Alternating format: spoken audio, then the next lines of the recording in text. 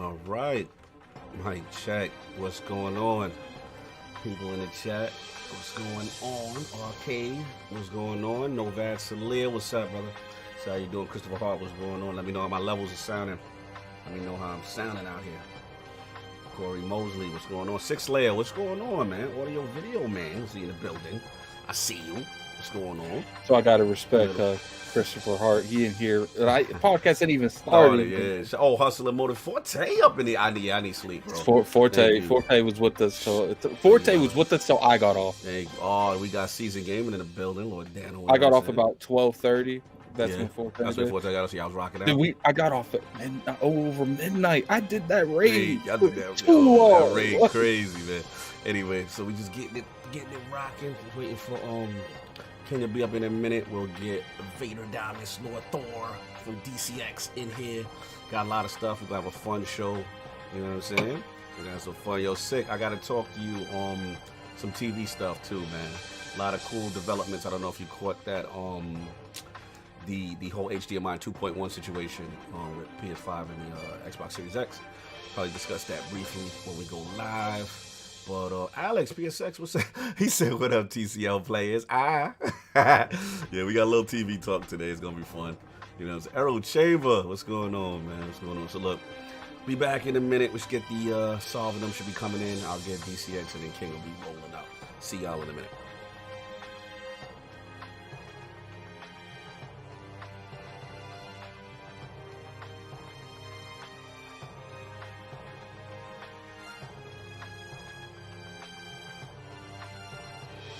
Yo, Sid, how you gonna expose him like that? He said if added camera off, he's still raiding. Yeah, he was trying to raid. He think he's slick. Oh, Lord Daz, what's going on? What's going on? Good to see you, brother. Sin, it's hard to expose people when you took off in like 30, 40 minutes after COG left. But we ain't gonna talk about that. We ain't gonna talk about that. Anyway, see y'all live. We be back.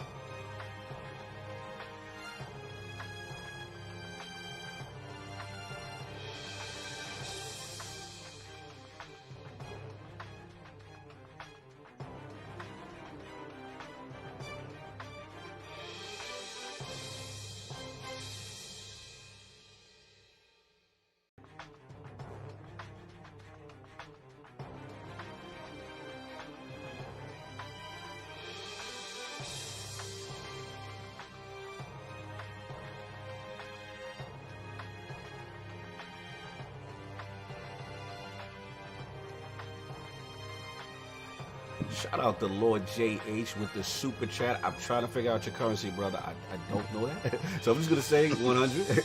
But salute to you again. Thank you, brother. Much appreciated. We're going to be live. We got Lord Thor in the building, DCX in the building. Waiting for King. We waiting for Solve. You know what I'm saying? We're going to have a fun show. You already know. But thanks for the super chat, brother. Really appreciate it. Oh, it's yen. Oh, wow. Thank you. Mexican Zoe Boy. Appreciate it. With the 100. That's the first yen I seen. Thank you. All right, y'all. So we're going to mute, and then we will get the King and everybody in, because you know King going to come in with that music and get us copyright strike. So we don't want that.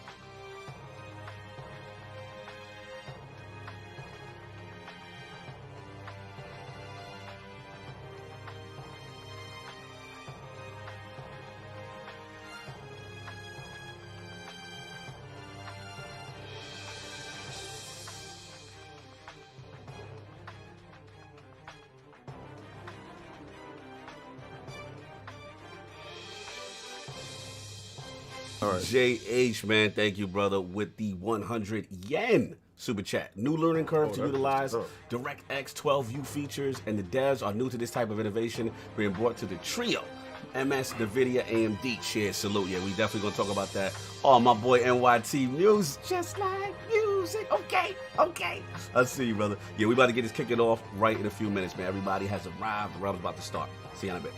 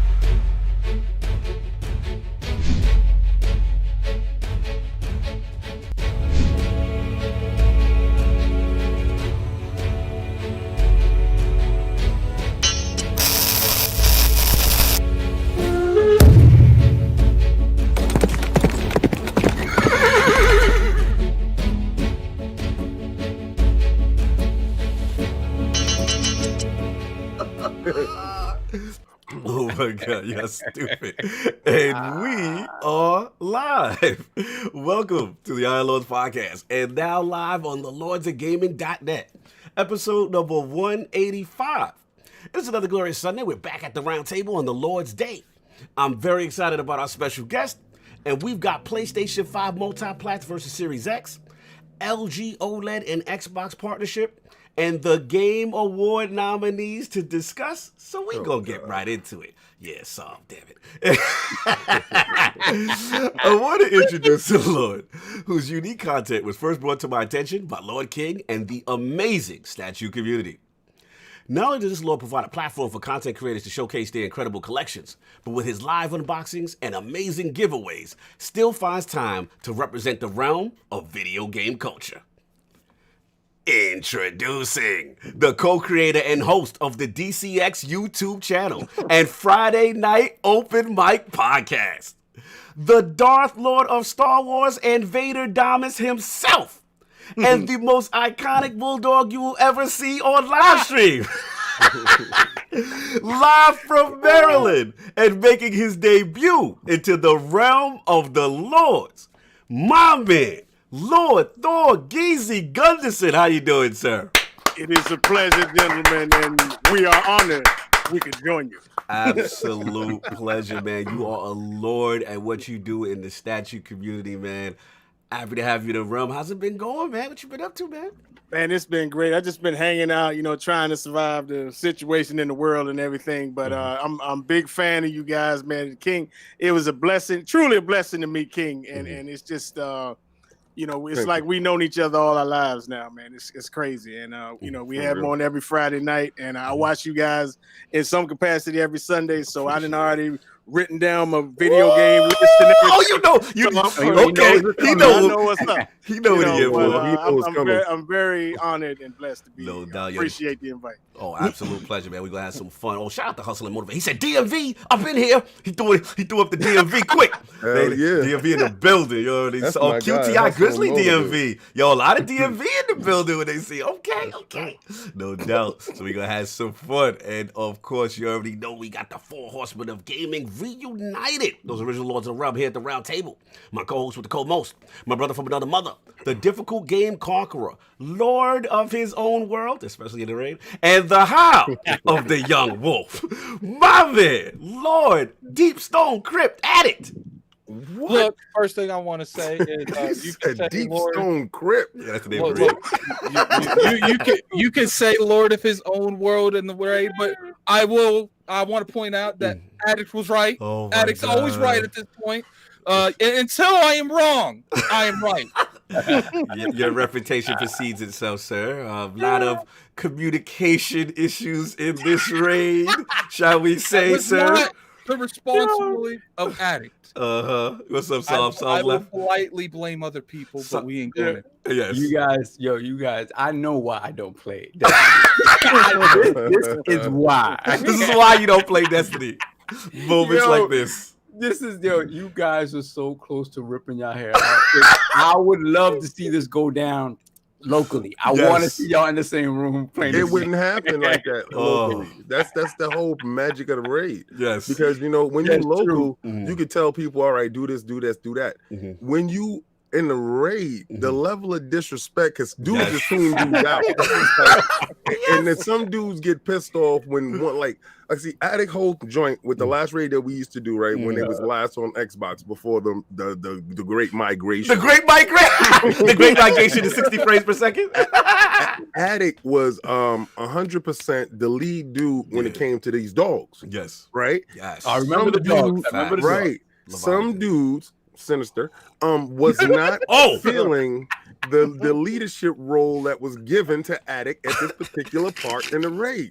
So it will fall apart all because one dude felt that he could do what Addict could do, and nobody, literally, I swear nobody could do what Addict could do in that part of the raid. And I gave him so much respect. Dude just didn't like me at that point because I just bent the knee to Addict at that point. I didn't Salute to Addict, man. The raid will test friendships. That's all.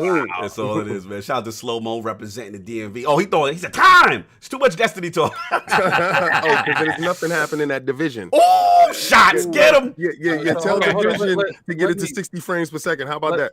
Let me get this dude. This D Geeky Nerd. Geeky? Wonder if Addict's gonna have that same energy from Crossfire trying to stop console warring. In case you ain't noticed, we're talking about games, right?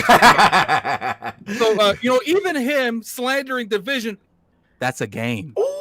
That's not a PlayStation. We gotta do it like King said. It ain't color we ain't see. Anyway, moving along. I didn't see anything there. He said I was looking for the color. I gotta should have told me right here. I was scrolling like, where the color?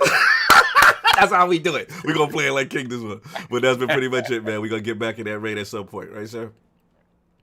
Addict. Yeah. Okay. I thought you were talking to someone else. No. That's good. No, we definitely gonna get in that raid. No, I'm gonna do after this raid, after this podcast over. I'm getting back in that raid. And not on that PC, no. And of course, returning, we have our most technical gaming lord, the solo gamer who lives for the single player selfish experience, and also the Sostradamus, the Lord of Clarity, and Lord Patreon of the Iron Bank, my man, Lord Sovereign. How we doing, sir? Also, the Lord of bending them knees. But I don't know what knees you talk about. Once again, fake news, ladies and gentlemen. Fake news. Look at BG with his slander. Look at BG. What I did not want to do last week to you, and I decided to withdraw my knee. So if I'll take my knee, I'll give you the knee or whatever. Okay. Because I know. I had you over a barrel and it was something disgusting, and I was just like, you know what? I said I love this dude. I'm never gonna do this to him on air. I said, you know what? I'll take the knee. Oh wow. Okay, so you saving your brother's execution. Listen, he's saving you from execution. You know what's crazy? The wildest thing is Cog knows. So when I know that Cog knows, I can just walk away from the whole fight. There were some things that happened when you were gone. So just to clarify, you are saying that he won. Yeah, he won. He leave it alone. He's walking. You're gonna have to actually take a knee like you made me do. Yeah, listen. Look. Yeah, soft. Man of his word. I gave you both of them. Wow, man of his word. Yo, salute chat. This is. And the thing is, Soft, I really want you to know you're dead. No, let me explain this. This is big. I love this dude too much. Yeah, this is big. This is big. To him. Because King came to me with some damning evidence. In King's defense, I was surprised by said evidence, so I don't know if King will want me to reveal said evidence, but I'm never gonna do it. Okay, so we're gonna leave it alone. But yeah. I was like, okay, I did not know this development, so we just gonna leave this alone. Shout out to Slow Mo, Backslap, and Gaming Forte podcast. If anybody ever wants to know the real, that's the only place. But I'm not going to. That's my brother, so we not doing that. Hold on, I need this development. He said I need development. Well, development. It's crazy. It's crazy. I didn't even know. Take the W and walk. Take the W, Saul. I'm gonna take the W. I'm gonna take the W. Take the W, The Saul. craziest thing about it is, it's just like I said. It's literally like he said. I was just like I said. Wow. Yeah. So he walked away from. Anyway, let's get super chat. Where we at? BG. We got BG with the $5. I just wanted to casually say Destiny Song. Oh, he put it in color. This is a Destiny podcast at the core, but I ain't trying to hear nothing about it. Oh man, yo, salute to BG. No doubt. Salute to BG for being messy. You gotta love that brother, man. He keeps it all the way 100. What else we got? There we got Slow-Mo with the $5. The division don't deserve that slander, King. Haven't you been told not to speak ill of the dead? Oh, he called it. This is true. I'm sorry. I'm sorry. We don't speak on that. So I'm gonna walk away from that corpse. Then we got the mental. All the division people continue. Man, I'm trying to troubleshoot my damn dysfunctional system. Y'all easy on that division slander too early. No doubt. Salute, man. We got LY. We got a lot of DMV in the building today. I like this. They out here, man. They out here for Vader. Yeah, Vader. Yo, Thor's in the Vader Diamonds. They was like DMV. Let's go. Yes. Anyway, so sorry, man. I know you've been off and everything, but how you been, man? Good, man. My apologies for not being here next week. I really wanted to be here, but I purchased a vehicle and had too much BS running around. Dude, it's just too much. Oh, congratulations, sir. Thank you, sir. Welcome to the land of the driving. Let's go. So that was a royal pain in the rear to handle that. So I apologize. I also apologize to everybody that I have ghosted on DMs on Twitter. I will handle all of that today. I'm off today, so after the show, I will handle everything. You have days off? Yeah. I have all of next week off, at least from one of my jobs. That's what they say until they call them.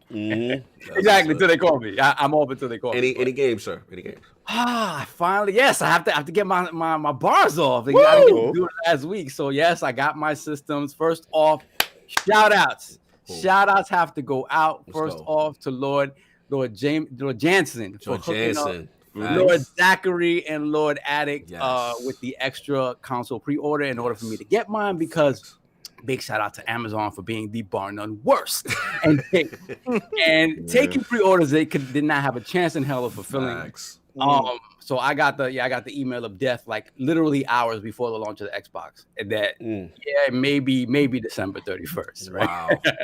So then I was kind of stuck between a rock and a hard place. I could not go anywhere to pick it up because I was still at work, and I'm not really built for 15-hour marathons outside of I can't do that anymore. So shout out to Addict, shout out to Zachary. And then what Addict did afterwards to make sure I got it the following day was an extra step above. So let it be decreed here today that Addict can say whatever he wants about It's officially Addict's word. He can talk about I just got to do stuff like that to make Addict's word a real thing. Okay, let's go. I have to. That's salute. That was love. You want to say about Red Dead 2? Go right ahead. He gets a day full of slander free.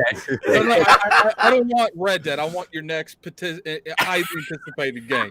I've already slandered Red Dead enough. I want what if it's a game that you like as well? Then we have to do the next one after that. I can't slander something I like. Okay, you want the new. Okay, you get the new. You get that. So you I'm sorry, continue.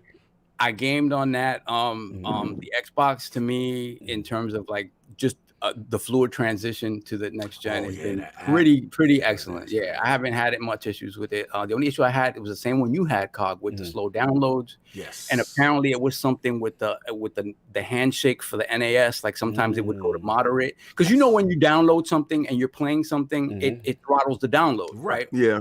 So what happens is, but when you stop playing the game, within a couple of seconds, your download goes back up. So that handshake wasn't unhandshaking. So it continued to throttle even after you stopped it. So it was the stuff with the instant on mode, but it seems to work. My Xbox for it to stop doing it. My question, and I asked this to everybody that that started up that Xbox and it went from because I know you went from an X to an X Series X. Question: how was the process for you like when they told you, because they gave you that little door knob hanger thingy, and I know you picked up and you looked at your app and you was like, oh, okay, what's this? And you did that. How was that process for you? Just that little process? It was 20 seconds. Yeah, it was quick, it was 20 seconds, and it's like, yeah, you're on, you're good, you're good. And all your stuff was there. Everything was there. Just transfer your stuff that's on your hard drive. So one thing that I did that messed me up a little bit, I was trying to get ahead of the game. I was like, let me download the Series X. Let me download the base games, right? And then move them over. And bro, I said the same thing. And then download the update. You got caught with the upgrade, and it don't. I did. I thought I was trying to be cute and to be ahead of the game, and nah. So thankfully, I haven't had any issues that anyone else has had with either of my consoles. So thankfully, so on the PlayStation side, yes. My other means did not come through. As a matter of fact, right now I'm in the process of yes, I have a case open with with eBay, because some people want to be shady. So once again, my fund was trying to be folded, and I was not having that. Right. So I work very hard. So that's code word for he spent a lot of money. I spent a lot of WAP to get me a PlayStation the following day. I did it. I'm not even mad at it. We ain't even talking about the Xbox one. The exorbitant amounts of money I spent in order to have my fun. When you want your fun. Exactly. I feel that. So I did that. Like I said, thankfully, I have not had any issues with my PlayStation. Knock on wood. I did not get. I got the digital version, which it's a monolith unto itself, but it is sleeker and prettier than than the herniated ones that you guys got. Like that. We got the herniated ones, dislocated disc ones. I'm telling y'all, because it looks like, you know what it is? It looks like they built the system, right? And then at the end of the design doc, they were like, "Oops, we forgot the hard. We forgot the disk drive." Like, you know what's funny that you say that? SpawnWave took it apart, and he said it's not connected to anything. Yeah, really? He said that 9 times out of 10 that was put there at the last minute, and that's why it's not part of the design. It's just thrown in there. Wow. I don't trust Sony anyway, so I'm always going to get this I don't trust that, because a lot of the issues I've been seeing people, it is the disk drive version, right? Yeah. So thankfully, nothing yet. I played Astro's Playroom. That is fantastic. We're gonna get into it. Yep. Miles is fantastic, and Demon's Souls is kicking my rear, but it's fantastic. How was the process when you was transferring your stuff over and you was getting that stuff up and running on your PlayStation 5? Before I knew, because I'm on PlayStation more than you guys, so I knew about the cloud transfer, so I uploaded all of my saves to the cloud. Appreciate the heads up, man. Yeah. Why is this not automatic, Saul? Yeah, 100%. You know I have to start that game for the third time. Which one? Ghost? Persona 5. No, I gotta start Ghost too. But anyway, so you did your save. Oh, good thing I don't play anything over there, so I can just go back and start. So yeah, I did that, and that was, it was fairly smooth once you have it up in the cloud. Okay. My apologies, I did not know this was a thing that wasn't known to people. Yes. No, it wasn't. We're from the Xbox. We thought this was automatic. On the Xbox, the wildest thing. The wildest thing, I still can't log into my PlayStation. And I heard through Reddit that it was PlayStation that got hit. They got DDoS that week, and a lot of people emails got changed around. Oh, so I was like, oh boy. Oh, brother, so, we had to put that 2-factor authentication, sir. Yeah, well, somebody had asked me that too. I'm never over there to I'm never there 2-factor. I'm just like, man, okay, so they got to go through my my PlayStation ID, which is for anybody that likes to play with me over on PlayStation is Xbox 360 Lover 1. Thank you for your. I heard they weren't feeling that when you tried to log in. Yo, I think that's it. I think they trying to blackball me. Anyway, so we gotta get these super chats, man. We gotta. So that was that. That was that. So far, knock on wood, no issues with both systems. So I'm happy. We got Tazuichi. We got Tazuichi with the $10 super chat. Sup chat, sup Lord, Soft King, Scourge, Bringer, stop sleeping on it. King, can I get that sancocho? Yeah, delicious. That looked very good. Yeah, that was lit. Then we have Gabe Forte with the $5 super chat. BG sounded like a person that got bodied in Destiny PvP. That's what King said. Every game, brother, all love, bro. Yo, remember when BG was on and King said how much he hated Destiny? And King was like, well, you just ain't do that right. You just not that good. And they was remember that one Attic? They were going at it.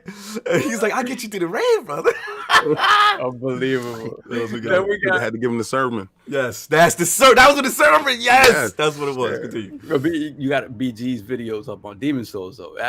Yes. Shout out to BG. I'm watching Thieves and Gaming right now on Demon Souls. That's what's up. Yeah, Ains too. Ains, yeah, salute. We have Darian Crago with the $5 super chat. Why are people acting like we haven't had these consoles for only 2 weeks? We have 7+ years to go. You know. Nah, you're gonna get a PlayStation 5 Pro next year. Oh my God. Moving along. So that's BG still go to Destiny boring AF. We got it, man. We got it. So that's been pretty much it. Yeah, that's pretty much it. No doubt. And of course, we have the Incredible Hulk of this, aka the XS Gamer. Ooh. The prophet of Xbox, king of the statues, who demands nothing less than that premium experience. It is the leader of the fraud alert movement. Ooh. Beloved Lord King, how are we doing, sir? I'm doing still sick. Shout out to the persistent cough. So you see myself mute myself. But if you guys did not see my story about Kraven the Hunter, that's that statue right there. That's XM Studios Kraven the Hunter with the biggest lion in the business. Go see it. Yes. Watch the video. Even if you're not a Kraven the Hunter fan, the story is so chilling.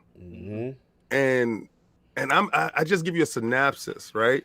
Because the actual story is far worse than I reported. Because I have to walk the fine line because we have children watching. Yeah. So I have to walk the fine line of giving you something family friendly. That book is so chilling, and it should have came with an R rating on the book because there's a lot of possession, is a lot of mental illness throughout the book that I don't touch on. But trust me when I tell you that book is so serious. It is probably one of Spider-Man's greatest stories ever told. And it illustrates why Kraven the Hunter should be the most feared character that he ever came across, because I don't think a character went to that depths to do what he did. Salute. And I love the musical choices, sir. It's very thank you so much. Very tribal. I was definitely feeling the aesthetic. I was there in the jungle with Kraven. Thank you. Salute. Thank you, because in my head I saw Kraven like peeking through some shrubs. So I'm playing right now Star Renegades, and I'm playing River City Girls. Oh, yo, tell me. Yes. What's that? Tell me that River City Girls. Is this, wait, hold on. Remember River City Ransom? Is this one? Game Yes. Pass? Okay, we got Yes, this of course. Game Pass, baby. What the hell's going on? Oh my God, are you crazy? Phil Dominus Maximus, Aurelius Spencer that definitely did this for me. So River City Girls. And cause I know Saul was gonna love this because River City Ransom was our joint, right? So River City Girls, they talk throughout the whole joint. Is a side-scrolling beat 'em up, couch co-op, local throwback, old school. Yeah, it is completely old school. Nice, but they have the music. Music's rocking. The music is rocking. It's animation heaven. If you like, what was that game? The Pilgrim, Scott Pilgrim. If you like Scott Pilgrim, you're going to love this game. And Star Renegades is a RPG / strategy game. Real time, and but it also is turn-based. Beautiful. These games couldn't be done in the past, and I'm starting to realize this 16-bit era is finally being realized now. The way it's supposed to. A lot of these retro joints is really hitting it. Beautiful stuff. Facts. Yo, shout out to Hustle. He said it's fire. Let's get the super chats off. We got Squirrely. We got Squirrely down with the $5 super chat. The only problem I have with my X is when I shut it off, it turns itself back on and freezes. I have that hard shut off before I can use it normally. Oh no. Yeah, I mean, there's still been issues with, like, at first I had it in the regular sleep mode, right? And that was in order to reset that handshake so I wouldn't have those slow downloads. The problem is that you don't get downloads while it's in that sleep mode. You don't get any updates. You know what I feel like is the issue? First thing I want to say is definitely go, watch those statue videos by King. I wanted to say something, but King was talking. Like the thing I appreciate the most about that is I don't know nothing about comic books at all. So when I listen to it, I'm like, oh, that's where this dude belongs to. Because you always see these people on like Twitter, on Facebook, but you have no idea where they're from. There'd be times shout out to King, because there'd be times where I think I know about the character. And then he'll do his synopsis with the statue. And I'm like, yo, I never knew that. And this person's history goes deeper than what I thought. But yeah, salute, continue. Get that song. We have Gerald Mack with the $5 super chat. Welcome back, Saab. Thank you, sir. Finally, the entire team back in the building. Shout out to the Lords. Enjoying next gen. Looking forward to next year. Yeah, next year should be good. Salute. Then we got Shroom Kingdom with the $5 super chat. Sony's not letting King sign in because of the card reader jokes. Hashtag swipe your card. Yo, I'm done.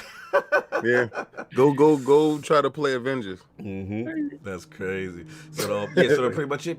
That's it. Those two games. Okay. Oh, and Destiny, of course. Of course. You know, I have to be in invisible mode because a lot of people like to just jump in my parties, jump in my parties and just be like, yo, King. So listen, back to what I was saying. I was like, what? Yeah. So remember when the rabbit monkeys was running across the street? The random conversations? Yes. He'd be like, how I felt the monkey should have been doing it. They should have been doing it this way. Pause. I'm like, oh man, God, you can't even play it, beast. The price of stardom of being the king. That's the price you pay, man. Popular. Anyway, and of course we got the gaming ninja himself, the Shinobi, LordCognito Unlocked, spreading that realness in the realm of the ILP. Not telling you what you want to hear, but what you need to hear. Yo, do me a favor, y'all. I know I always promote Last Word. Y'all know I'm Destiny hardcore and all. But please, if there's anyone that I would appreciate you guys watch, and I never ask, is this one, because we had Sky Lewin in, and again, even if you don't care about Destiny, this guy has been a musical editor for popular TV shows, Entourage, CSI Miami, Fargo, remember the Karate Kid remake with he did the score for that. I mean, he's done, if you don't like that, he done Halo. They brought him in on Halo Reach ODST, and then he's been the composer on every soundtrack. He's so far back that he started off the drums. If you like the drums, bro, that's my man. That's him. That's Sky Lewis. Yo, please salute Sky. Get out there. It's up on the Iron Law podcast channel. We did an interview he works for Bungie, and it was an absolute pleasure. Definitely proud of the interview. Would like to get a little bit of support because it was a very hard interview to get. So if you can support it, be much appreciated, man. But yeah, salute to Sky. It was lit. And man, we did, obviously, as I talked about, we did the raid. We're all charted on the world's first. Watch the communication breakdown. Watch friends argue with friends and all that good stuff. But that's part of the raid. Did you finish it? Did you finish it? No. Exactly. Y'all didn't do the 24-hour get busy? Yeah, we still in contest mode. It's gonna be a situation that once you get out of it. I did like 12. Yeah. I don't like to find out nothing. I like to get there and then people telling me, yo, all right, so we're going to throw the ball in here. You stand over there. Yeah, tell me what to do. Yeah, make sure that you hold down this rock. If somebody come in this room, punch him in the back of the head. I'm like, okay, cool. I got that. I got that. I know my role. All that figuring it out and we dying a million times, game over, bro. I will say the first, I hated the way the raid started because I was terrible at it. I was holding the team up. I was like folding the raid. They were so nice to me because they knew I couldn't drive a Sparrow in the snow with no clearing. And they were just like, all right, let's go back. Somebody go back and get covered. They had to stop the raid. They was like, yo, find him. Where is he out here in the wilderness? I went back for Cognito and then I got lost. They got lost going to get me. So I just didn't like the first encounter because I just felt then when we got lost, Cat Daddy had to find us. That's the only thing. Like the first encounter, I'm not going to spoil too much because I know, whatever. But the first encounter is just too long and a little too extra to start off a raid. And on your Sparrow, in the cold Antarctica, you can't see the visibility. I'm like, come on. And you getting frostbite. And if you don't find these hot zones, you're going to die. Like, it's crazy. It's crazy. So salute to that. But other than that, once we got going, it was cool to see some problem solving and us trying to come together as a team. But anyway, Enough of that. So look, man, we got some royalty in the building. Cheat sheets. Did we get any super chats off? Are we good? We good? We're good on super chats, yeah. No, Okay. we got time to reach you. We got time to reach you one more time. $5 super chat. Scourgebringer is in Game Pass. Also, Craven will watch before MT to overnight. Also, UFC was sneaky good. Bullet got some good slams. Also, no Destiny F that. Salute for the message. Look, we're going to get into it. We got special guests in the round. So now that we got into what the Lords have been playing, I want to focus on Lord Thor, a.k.a. Vader Diamonds himself, his video game system history, his journey into the statue community, and of course, what led him to create the DCX YouTube channel and that Friday night special open mic. So, Lord Thor, let's start from the very beginning, man. Like, what was some of the first video game systems you had? What got you into gaming? Man, I'm gonna tell you, I didn't have it. My godbrother, I go all the way back to Intellivision. Wow, let's talk about it, brother. My godbrother, he had Intellivision, and the craziest thing, when I think coming onto the show, I was thinking about the craziest thing about Intellivision was the controller. Yes. Like the controller literally looked like a dial pad on a phone. Yeah. You know what I mean? Yes. And it had like, and then, but the actual controller was like a disc. You had to just push on the disc. Yes. And each game that you played had like an overlay you put into the dial pad. Yeah. It was crazy, man. And then I remember my favorite game was Dungeons and Dragons. And you go find these snake and a dragon, and you go get the treasure. And it was crazy. We think about it now. It's like, I used to get hype over this mess, but it was tight back in the day. And so then I got my first system was NES. And I would never forget that Christmas. Yes. Because my mother used to date some guy that worked for Popeyes. Shout out to Popeyes. And he would bring a bag of chicken home every day. Let's go. And to this day, I can't stand Popeyes. You know what I'm saying? So, we got Zelda, and I mean, literally the 2 weeks I was off from school for Christmas, we just, going after Ganon and everything and unlocking. It was crazy. That gold cartridge. The gold cartridge, right. Yes, and then, Tyson's Punch Out. Oh, let's talk about it. Was just, that was like the golden age for me, you know what I mean?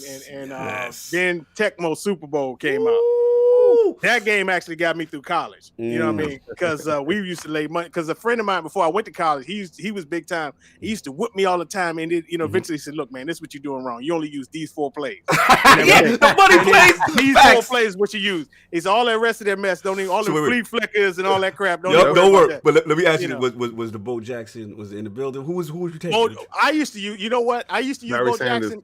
Yeah. Barry Sanders was tight, but my squad was the Giants. The Giants was the most balanced team on there. And when I got to school, it was like I was just with his training. Yeah, I was whooping everybody. Then we was laying money on the line. Oh, you got serious? People used to come to my door, yo, man, we want you. And then finally the day came when I lost, and it was crazy how I lost. I lost 7-6.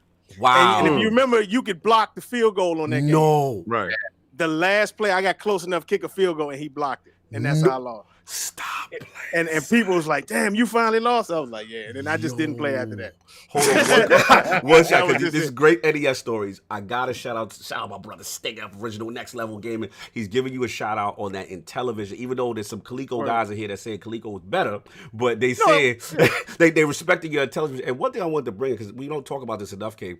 Remember, he's right. Remember the overlays? I forgot about that. No, I didn't forget about that. I hated that. Yeah, I hated that with a passion. It came with 2 because it came with 2 controllers, and you plug them in, and they had that wrap around. It looked like a phone cord. Yes, and because you was able to put it back inside the Intellivision console, right?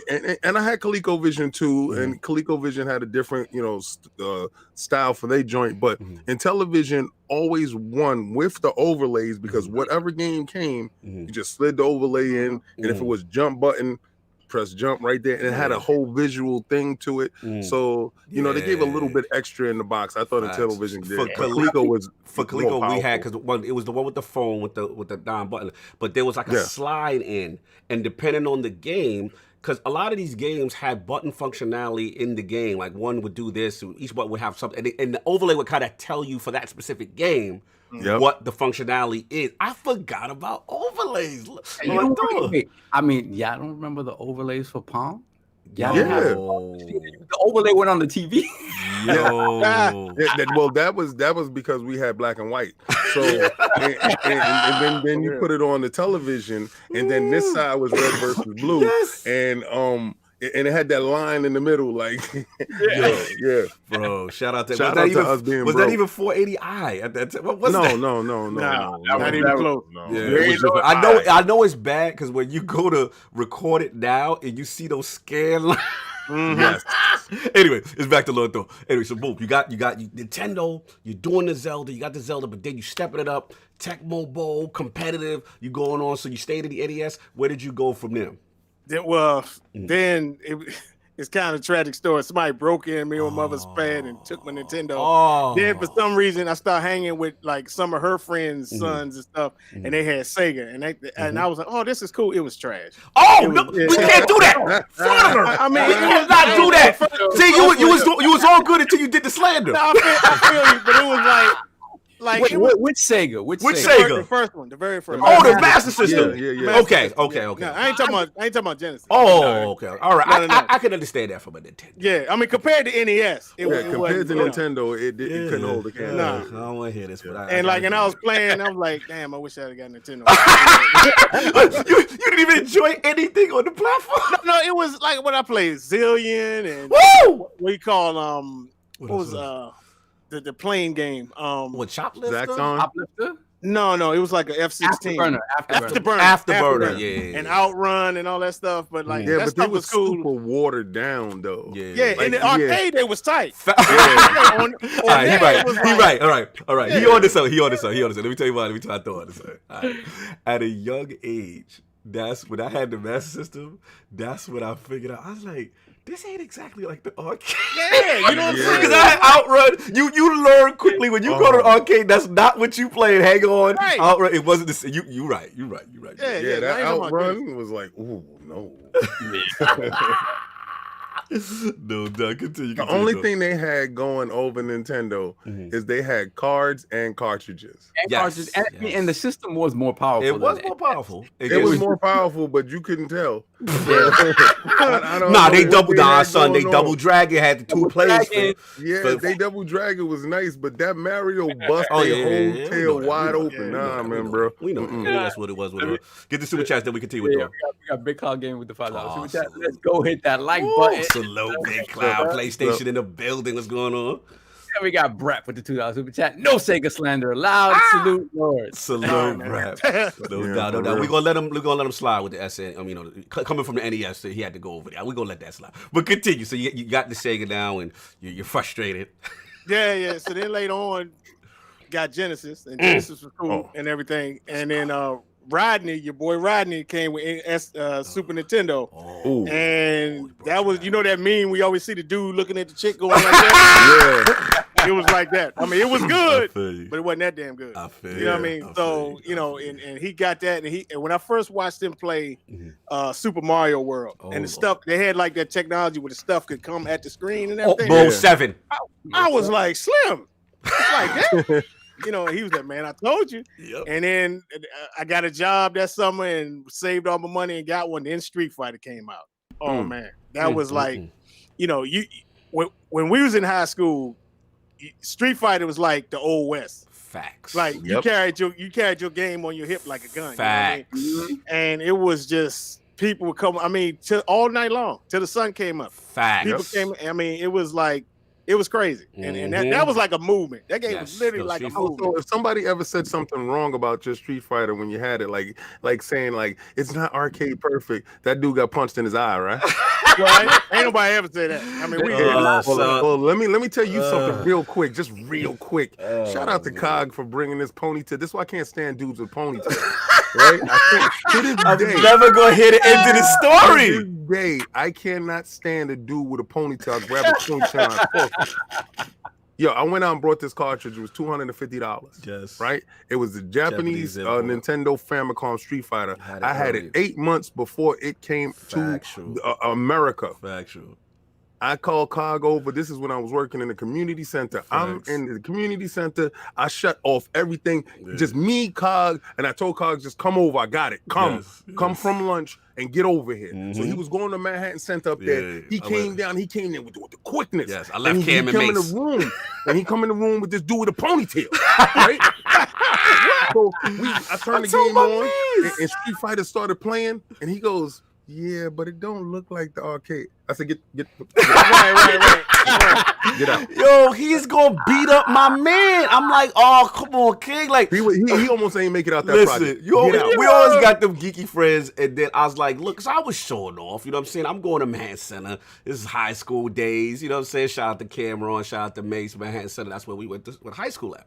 So King at the center, not too far, you know what I'm saying, in Harlem. So he like, yo, I got the Street Fighter joint early, 8 months. I'm like, yo, that's crazy. So I'm gonna come through. So my man, he a gamer. So I was stunned. I was like, yo, my man got the Street Fighter. He was like, there's no way. The American release is not out. I said, yo, if you come with me right now, you gonna see Street Fighter. Just pull up. All right, cool. So he came through. So I think he was mad. I think he was mad that you had it because he was betting with me like there's no way it even exists. Like I'm full of S. You know, I'm like, nah. Yeah. So when he came through, I think that's what it really was. That he was hating that you had it and that what we was saying was true. So now he got to eat his word. He lost the bet to me. But obviously, then you almost didn't make it out of it. You wanted to punch him in the face. Literally, I was gonna go in the front and tell Horace because Horace was my pit bull. Yeah. I was gonna tell Horace, yo, just finish this dude off, man. Shout out to King. Get him to the corner of the block, beat him to death. Shout out to King for beating up my friends. But anyway, moving on. Continue. And, you know, then the Mortal Kombat and stuff. I like Mortal Kombat, not as much as Street Fighter though. You know what I mean? Right. It was tight, but it just Street Fighter just felt like home. You know what I mean? It just like to this day I can still perform the Dragon Punch and everything. It just sticks with you. Yeah, you know, you're nailing it. You're absolutely nailing it. Iconic. Like yeah, man, iconic. The Shoryuken. Listen, it was a movement. Even in the arcade, you put that quarter up on that thing. It was serious, like you said. Wild West. Continue, brother. You definitely taking it there. So Street Fighter. So what else came after that? You know, then NBA Jam. I wasn't too big in the NBA Jam. Let me see. After that came PlayStation. That's when Metal Gear and all that stuff came out, and that's been my game. That was kind of like a love-hate relationship because it got to the point after like PlayStation 2, I started to go to Xbox route, and I couldn't, and it was killing me because there was more on Xbox than I wanted on PlayStation. You know what I mean? So it was like I missed playing Metal Gear because that first Metal Gear was amazing. Well, I played the second one because that was on PlayStation 2, but then like 3, I was like dying to play it. To this day, I've never played it because I didn't have PlayStation 3. You know, so I got 360 and 360. Brought me to the modern age. You know, because that was like my introduction into online. Yes. Like I played SOCOM on PlayStation 2 and Madden, and that was about it. But I'm thankful for playing SOCOM because that taught me tactics, battle tactics. Factual. Like, you know, don't give up your position and all that kind of stuff. So you was one of those dudes that was up late at night, like 2, 3 o'clock in the morning playing SOCOM? No, not that late. I mean, I'd play. Okay. It was like one crew I'd play with, and for some reason they wanted to play the same board and all this. It was Fox Hunt, I think it was called. Yeah. They want to keep playing, and I was like, dude, let's play this snowboard. And we played. All right, let's go back to Fox Hunt. You know what I mean? But then 360 came. And then came Gears of War. And that was literally until the next one came out. Before there was Friday Night Open Mic, there was Friday Night Fights. We played from 8 o'clock at night. And you look over and the sun be coming up. Wow. Yep. You know, it was like that. And that game, I'm kind of mad at them going forward because people were changing stuff because they were revolutionizing things. Yes. Right. And then people were changing the way they did stuff to be like Gears of War. Yes. Then later on, Gears was like adapting to what everybody else was doing. And that pissed me off. Like, because at the first one, there was no party system and all that kind of stuff. Right. You just played with the same crew and it was like mad trash. We just whooped y'all, you know, all right, well, let's see what happened this time. And then the second one, it'd be like, you know, they changed it up and you play somebody else and all that kind of stuff. But to this day, that is, for me, I mean, I don't know about nobody else. That is my best online experience of playing Gears of War because you had to have skills. It was no cheesing. It was no you know, because usually nowadays people, like even on Squadrons, people find the little stuff they can do, and then, you know, like camping and all that kind of crap. Yeah. You couldn't camp on Gears. If you couldn't play, we found out. We found out. You know what's crazy? I feel like in terms of Xbox users in the beginning, like it's neither you are a Halo fan or a Gears fan. Like very few were both. Yeah, very few. But you gotta Lord Thor though. You gotta show them the iconic. How real you keep it. We was a squad. I don't know if y'all see. That Gears tat right there. And the whole crew got one, except for Rodney. He ain't get one. But Rodney was like, Rodney must be trash. No, he didn't get one. But it was like that, man. And then we moved on to what was it? And we didn't move on, but it was like it got to the point where we played Gears half the night, and then we played SmackDown versus Raw 2007. Oh my God, that was amazing. That game was amazing. I made it was funny because once I'd be on there by myself, and I made my number one. You know, you can make wrestlers on there and everything. Yes. And I made this dude who I thought was tight, and he started getting whooped. And this dude one time he was just laughing. As he was whooping, he's laughing. I got pissed off, and you know I'm a comic guy too, just like King. Yeah, right. And then one day I just looked over my books and I saw a picture of Bane. I said, I'm gonna make Bane. And I made Bane, and then it was like, and I was looking for this dude. I never found him again, but he spawned. Bane upon everybody else. He spawned Bane on everybody. Yo, this is amazing, man. Yo, the wrestling games back in the day. Yeah, King used to terrorize us in that era. I forget. I used to get my butt whipped. He's lying. Okay, so what it was is he's absolutely lying because it was him and Sovereign, and Sovereign on certain fighting games, on a large majority of them, he has this knack of finding somebody that could put you in some death move that you can't get out of, right? This is his knack, and this is what he does. It doesn't matter what the game is, he's going to find a character that's going to do something evil and malicious to you, and he's going to hold that down. Well, what they were doing, they was playing wrestling. And I wanted to be a part of their whole wrestling thing, so I didn't know who to take and stuff. And I was trying to take dudes, and I know my wrestlers, and you can't go about who's your popular wrestler. Right. Well, these dudes had their joint on lock, and they was having so much fun. And I was like, damn, man. So one year we do a draft, right? So one year Jamie I got the Rock, right? Yeah. I won the Rock, and Jamie is such the Rock fan. I knew the Rock was trash in this game, and he had Goldberg. So I'm such a huge Goldberg fan. I said, I'll trade you straight up. He said, bet. That was the worst trade he ever made.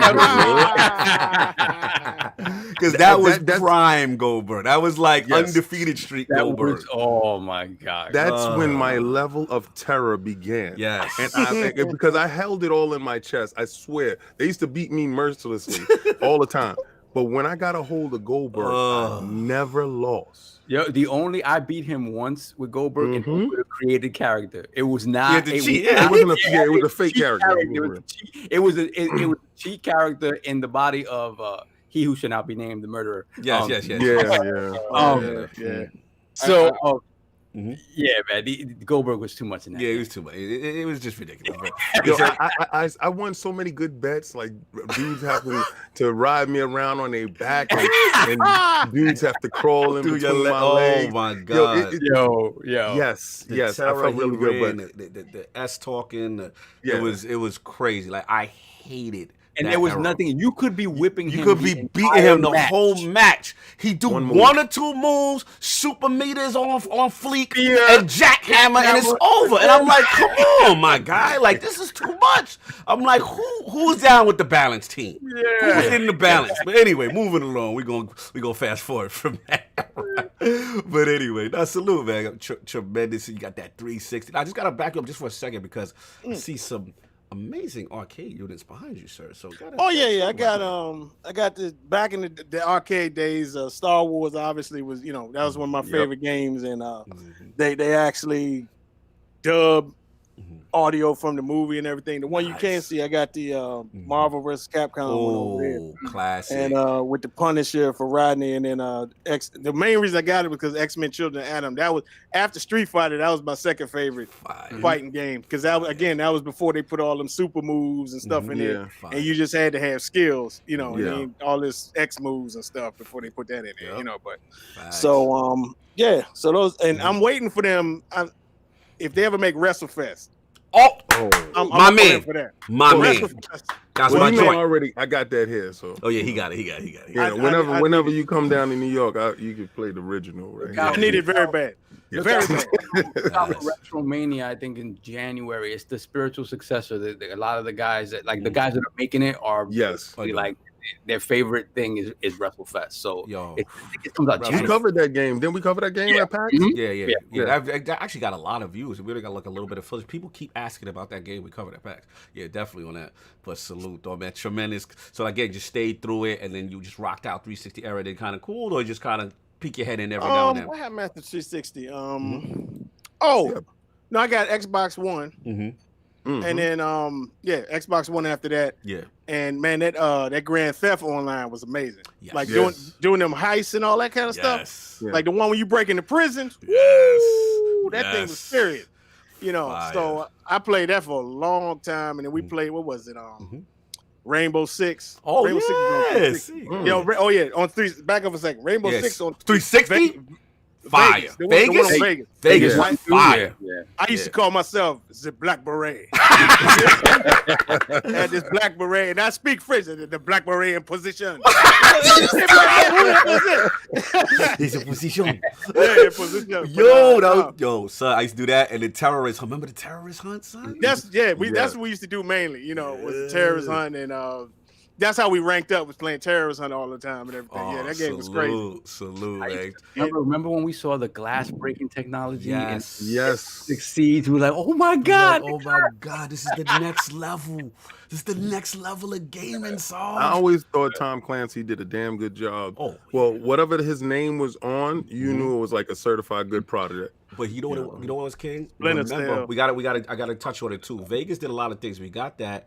Remember, they were introducing the voice tech breach and clear. Get the door. Oh yeah. And then they would go do it. Your man's would go do it off the voice command. That voice command was a thing at that time. That was a big gimmick at the time that you could talk cover that, and it was definitely Rainbow Six was doing it from the OG Xbox. Remember, it's Rainbow Six. Yes. So you got Xbox One. Did you get PlayStation 4? I got it now, but and it's messed up how that happened. You know what I mean? Because I had my Xbox online subscription and everything, and it was running out. But they was taking it out of my credit card. So I said, all right, I want to switch to you buy the card, the $50 card. They wasn't trying to let me do that. Wow. You know what I mean? I don't know. It was like I went on there, and it was like, your subscription's running outside. I'm gonna put this card on. They was like, nah. We not accepting this. We want to keep, you want your call. You gotta give me your information. It was like, no. So I just let it run out. Yeah, and the reason I got PlayStation 4 was because I wanted to play God of War. I never played the first 3 or whatever. Right. And I was like, they look cool and everything, but I kept seeing stuff for this. I said, man, I have got to play that game. Facts. And so that's why I got 4. But I just thought of another milestone, like back to 360, Mass Effect 2. You just literally said the greatest Mass Effect of all time. I mean, you just literally said amazing. The first one, because Rodney played the first one, and I didn't like the controls. Say it louder for the people in the back about the controls. It was a true RPG. Like it was. But there's a debate in the realm. Some people think that. But it is no debate. Lord Thor is preaching. He on to something. Yeah, let Thor preach his preach. Listen up, Dizzy. Listen up. The game. Oh my God, go ahead, y'all. No. It's your moment. It's your moment. It was the controls that messed one up for me. Like the game was legit, but it was like I got halfway through. I said I can't deal with these controls. Part 2. Well, they had the Unreal Engine from Gears, so I was ready for that. Yeah. And man, I mean, I kept thinking about 1, and I kept seeing the trailer. I was like, man, this game looks tight. And I heard Martin Sheen. I was like, youngin', that's Martin Sheen. The elusive man. Yeah. I said, man, I got to play, and it was so tight with that. I would literally go back to back with the game. Like I'd finish it, go back and start it again. Do Renegade, Paragon. And, yeah, and like, cause I could never, and I kept getting pissed because I could never get everybody out alive. Yeah, like, suicide. But like, I finally did it because like you said, yeah, you got to either be straight Renegade or straight good and everything. Right. So finally, I got it done, and I still kept playing. I mean, that game was amazing. Mass Effect amazing 2. game. Shout out, the chat is loving you right now, Lord. Slow Mo said, "That's right, only the best Mass Effect ever created." Continue. Yeah. Yo, shout out to Why don't you read Lunkin' Lunkin'? No, we don't need to read that. We good. He ain't put that in color. He ain't put what I like in color. So anyway. Shout out to I Am Mike though. He just put me on. Remember, he said Rainbow Six Vegas was so fire. You could use your 360 camera and put your face on the camera. Remember that? It looked horrible. It looked horrible. But that was the technology. That was the remember? technology at the time. Salute, man. Lord, through your tremendous video game system history, brother. We can keep talking about this for hours, but there's still other aspects of you that we want to talk about. You know what I'm saying? And one is, like I said, the statue community, and just seeing you a part of it, obviously. And like, how did that whole fever, how did that develop? Where you're like, okay, I'm loving this. I need to get into this. It was fun. It was how I got into it. You'd always go to the comic book shop and you see they had like Bowen statues and everything. Because spoiler, my favorite comic book character is Thor. You know what I mean? I used to be a big Spider-Man guy, but I think toward the mid to late 90s, I wasn't liking like the Spider-Man books, like all that Spider Island and all that stuff. I ain't like that stuff. Then when I got started working, a friend of mine, he got me. He said, "Man, why don't you try this?" And the first book I read was Thor versus Gladiator. That thing was amazing. So I kept reading. I became Thor fan. Anyhow, they had this Bowen statue of Thor with like the spinning hammer behind him. I was like, how did they pull that off? And you go through this stage of, man, I ain't paying no $400 for no statue. You know what I mean? In the beginning, that's where I'm at. He said in the beginning. It's like a mental break. It's like a mental thing at first, but then once you get one in hand, you like, damn. You know what I mean? So finally, one birthday, my wife got me that statue, and I was like, dang. And when you get it in hand, you're like, wow. It's even more amazing than you even imagine. Yes. So it was always this Darth Vader statue I wanted, and I said, man, I don't care how much it is, I'm getting it. And it's over there, y'all can't see it. He's got his helmet off, and he's holding his helmet. He's like looking at it. Oh, Dark. That's the Mythos, right? Mythos one, and he's thinking about everything that he's done to get him to where he is now. You know what I mean? And I said, I gotta have it. And I finally got that one, and that's when the boom happened. And it was just, I need more. And then finally, here we are. So how we started the channel was like, I took Mythos statue over to Rodney work. I said, Rodney, check this out, man. And he was afraid, man, I ain't buying that stuff. And then he got to look at it. He was like, damn. That's Next the thing addiction. he was buying he's a big Walking Dead fan. He bought like these little Walking Dead sets with these little. Remember that? I said, man, what is that? He said, oh, man, I'm gonna collect these. I said, okay. And the next thing you know, he pre-ordered that the Hulk versus Wolverine.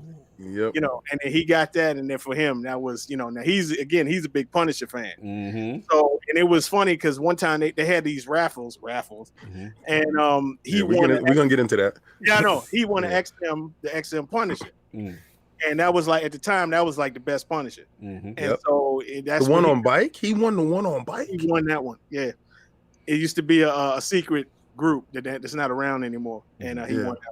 Wow. And that statue is a $1,200 statue. But go ahead. Yeah, and he won it.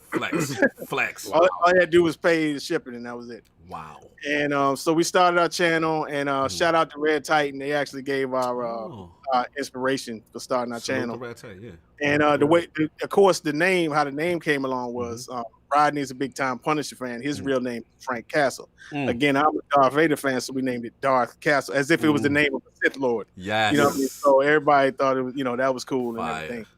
So so then we just started. Our claim to fame started. We just did a lot of live unboxings. You know what I mean? And I mean, people don't want to admit it. We were the first one to do it live. Talk a lot. Talk, bro. You know what I mean? So now everybody's doing it.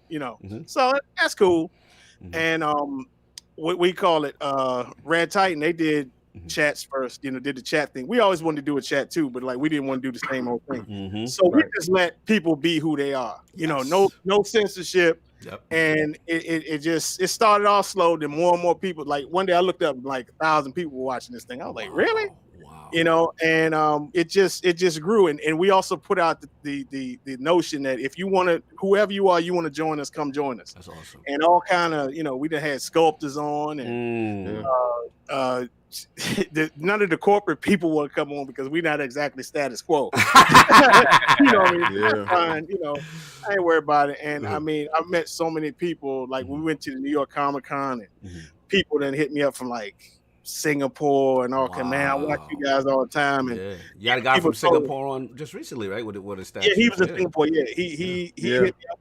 And like I've had people actually message this, and man, you know, y'all have actually, y'all humor has actually got us through hard times and everything. And please keep doing what you're doing. And like, you know, stuff like that makes you stop and think. That's awesome. You know what I mean? Like that you mean, you know, what you're doing. You don't think about it, but you mean a lot to other people. Factual. You know what I mean? Help them get through. So it was crazy how it blew up. Now it's just what it is today. And it's funny because I think also about, you know, we're not, you know, we got about 1,500 subs, you know, and there's channels out there with bigger subs, right? And they do their shows and we do almost about the same numbers. You know what I mean?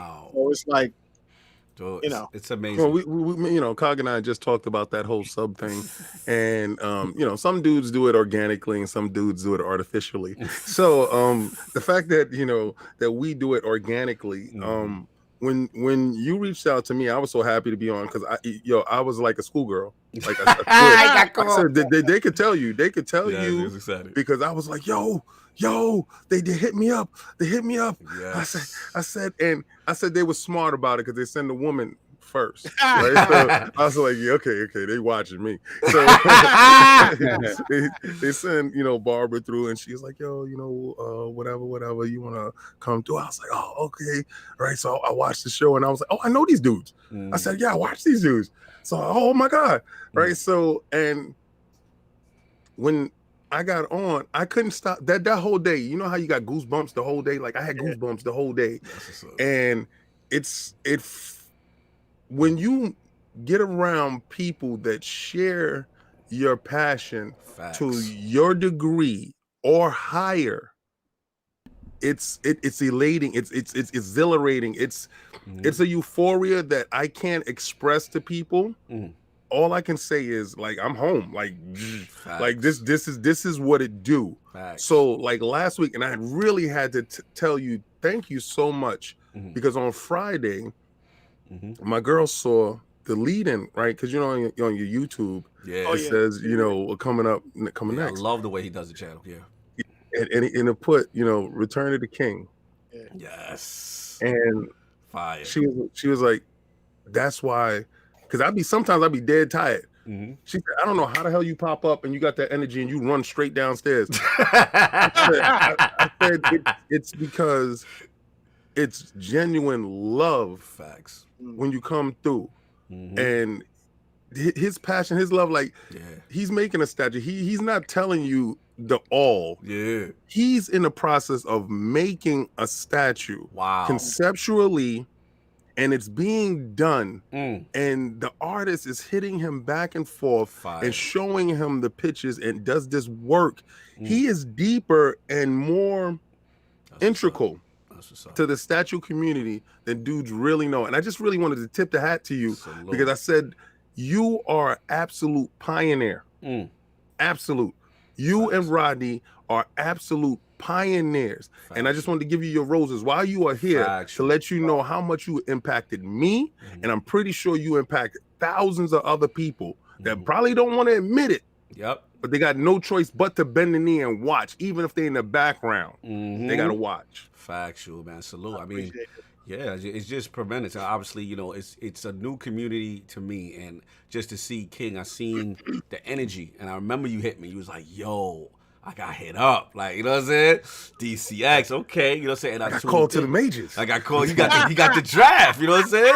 So I was like, okay, and I'm watching it. And one thing about you guys that I like, first of all, you're so inclusive, right? And as long as they have passion for the culture, they're in. And just hearing you guys' story, and it's all, this the thing, like, it's all over the world. One time it's like the dude in Australia, and it's all over the world. Everybody's got their cameras on, and the way the show is cut in a very unique fashion. Like, it's not just a typical live stream. It's like these little cuts and the graphics, and then you do it. Like, it's really the production value. You know what I'm saying? Yep. It's very unique. So, again, I got to shout you out, too. I'm glad King brought that to my attention because, again, the statue community, gaming, comics, all of this is what the Lords come from. You know what I'm saying? Like, this is all, they're so compatible, they're so similar, you know what I'm saying? So again, salute to what you're doing, man. That is really cool. And again, it's the Friday open night, you know what I'm saying, podcast, you know what I'm saying? I like that. And then, of course, seeing the unboxings of the new statues and getting people information they may need on potential purchases that they're thinking of. So that's pretty cool, too. I gotta tell you, I think over the time I've been doing this, I think I done aged a lot because I'm telling you, I live unboxed this dude. I had to like sit in some Epsom salt after that one. I mean, it used to didn't be this hard, but I got to shout out y'all too, man. I mean, I really appreciate what you guys are doing, man. I mean, you got the writers and the editing, LordsGaming.net, and I was like, man, these guys are amazing, and I enjoy watching every Sunday and everything. So hey, shout out, I tip my hat to you guys too, man. So salute, brother. Game recognizes game. Game recognizes game, brother. Yo, salute. People don't realize how hard it is to build something from total scratch. Yes. Oh, yeah. Yes. And like no cheat sheets, because a lot of people get cheat. Yep. Organic. But when you build something from total scratch, you don't know anything. So, but you know what it is, Addict? The love is different. You know what I'm saying? Like, look at the chat. You know what I'm saying? They're saying we got 300. We know when it was 5. It was 2. You know what I'm saying? Yep. And it was like, yo, why you wouldn't jump on and you were supposed to watch the show? You know what I'm saying? Like, we from that. So it's like, at the end of the day, it's just so cool. You count your blessings. You know what I'm saying? Like, you respect it, especially when it's organic. And the thing that, Thor said that really resonate with me is that, and the Lords we've experienced, and this is not like bragging or trying to be egotistical, but you start to see your influence on others. And we never throw it in no one's face, but we know where that comes from, right? So we know when we hear Bushes and this and other stuff or other, we know, and we don't take it like an ego or cocky or anything like that. We know we're doing something right because people will appreciate us, right? You know what I'm saying? Our culture slang. Facts. You take it. What I would rather you do is say throw it in the bushes than curse at somebody. Facts. I would rather you take that vernacular and use that vernacular to further something on. And it's funny as hell. So, you use that instead of cursing at somebody, and the dude be like, throw me in the bushes. You're going, wow. and it'll start to resonate. Then it start to hype and go other places. So, and it's a good thing because we're not about separation. Facts. It's all about inclusion. We all gamers. You all statue collectors. We all watch them comics. We go to the movies. Salute. Yo, Thor.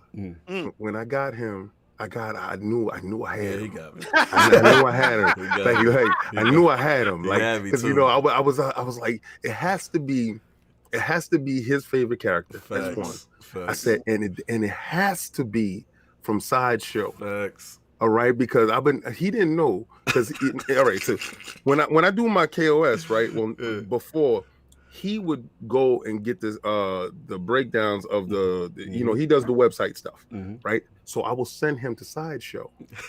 Now, when you send somebody to a candy store and they just go on the side just to look around and get measurements, they're looking at the candy like, damn, that look good. But if it's not his stuff, he don't care. Right? But I know him. So when Daniel Bell came out with that Silver Surfer and that Frankie Ray, I know Frankie Ray sealed the deal on it, right? And she got to light up. I say, I got it. I said, there's no escape. But you're not giving yourself enough credit because I was telling Thor off air, like, I'm very particular with Surfer. I'm very the era and no disrespect to the great artists before, but I'm that Ron Lim penciler. The specific pencilers that I'm like, it showcases his power cosmic correct, and I like the form factor. So I see surfers in the film, I'm like, I don't care about that. But when it's your flavor, comic book stuff, yeah. But bro, it's like you with anime. I have that time. Yeah, that's what I'm saying. Yes. Like, I only have time for one of these things. Like, right. But it's like I won't get into multiple types of like MMOs. I only got time for one. Destiny. No, I feel you. But it's like when it's your man's done right. Yeah. It's nothing. Crazy. Yeah, it's different. It hit different. I was like, all right, you got.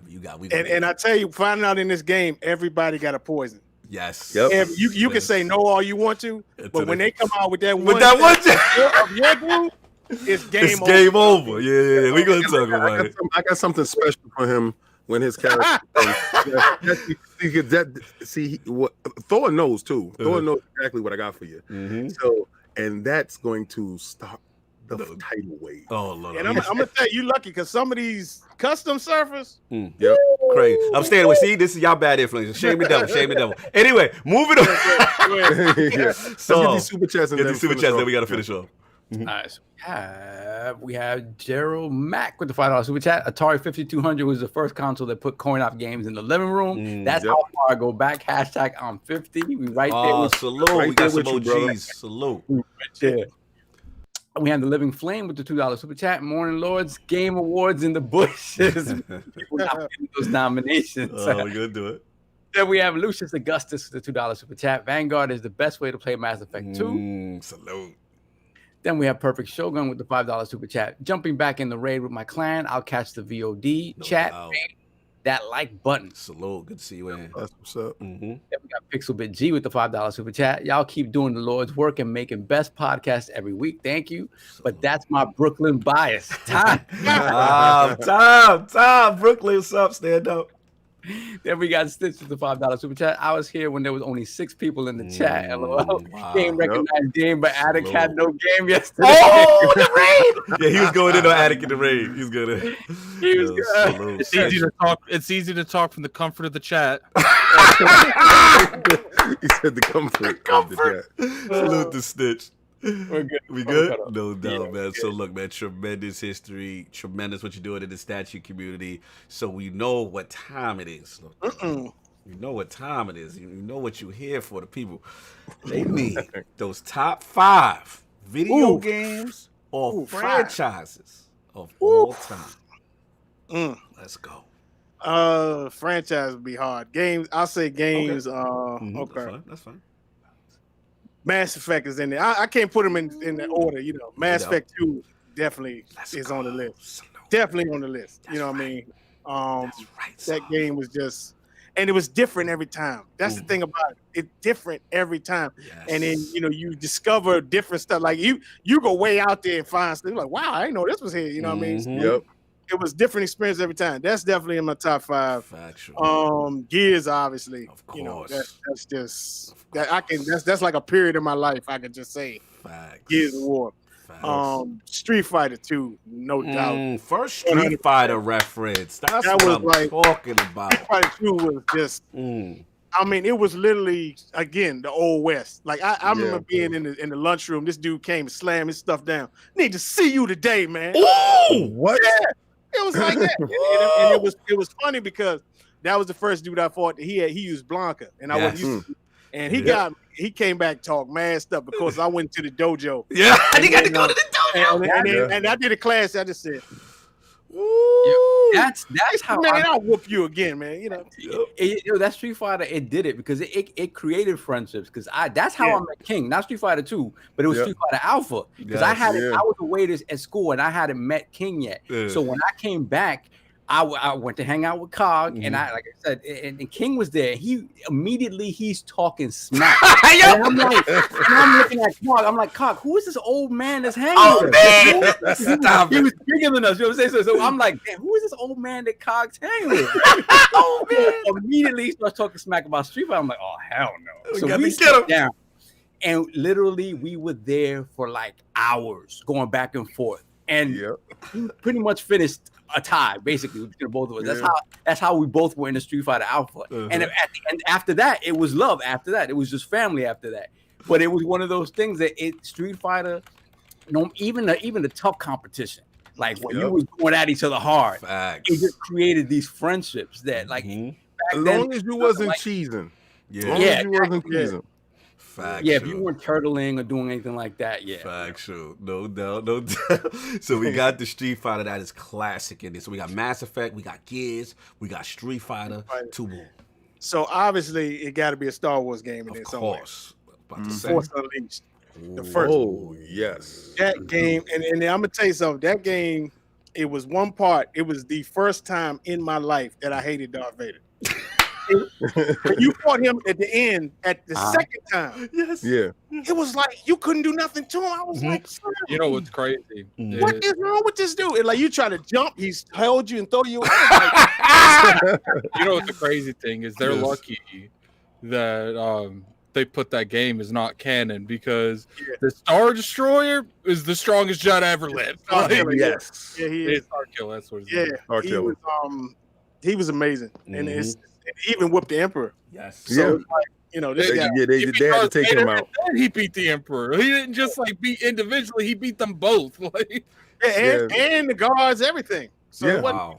yeah, You so- you get so powerful with that character, it's ridiculous. yeah, Force You can Unleashed. literally- he literally took a star. What was the exact model that like he grabbed it out of the air and Oh, the Star Destroyer. Yeah. Yeah. You grab, and it's like, and I had to Yes. tell Rodney. And I he's had to like, yeah. we're not talking yo. about the small one either. We're talking about one. the ones that Wow. whole armies. Wow. Yeah. Yo, that was probably until I got to this last Star Wars game. Mhm. The Force Unleashed 1 and Yeah. 2 Yeah. was probably my best Star Wars game. This game, the latest one, just really did everything well, like Yeah, very well, I like- buttoned down. That was realistic. That's what I liked what they did. Yeah. They made stuff Yeah. realistic because there were certain stuff that as strong as that individual was, there's a reason they made him not canon because They couldn't. Yeah. He's doing too much. this Yeah. new person like it's a when people pop in they ain't supposed to beat. Mhm. Guess what? They don't beat them. So Oh yeah. Oh yeah. Nah, salute. It doesn't get enough credit. I love it. So do we get the 5? We got the that's 4. No, that's 4. One more. So one, it got to be it's God of War. That's unique. Go.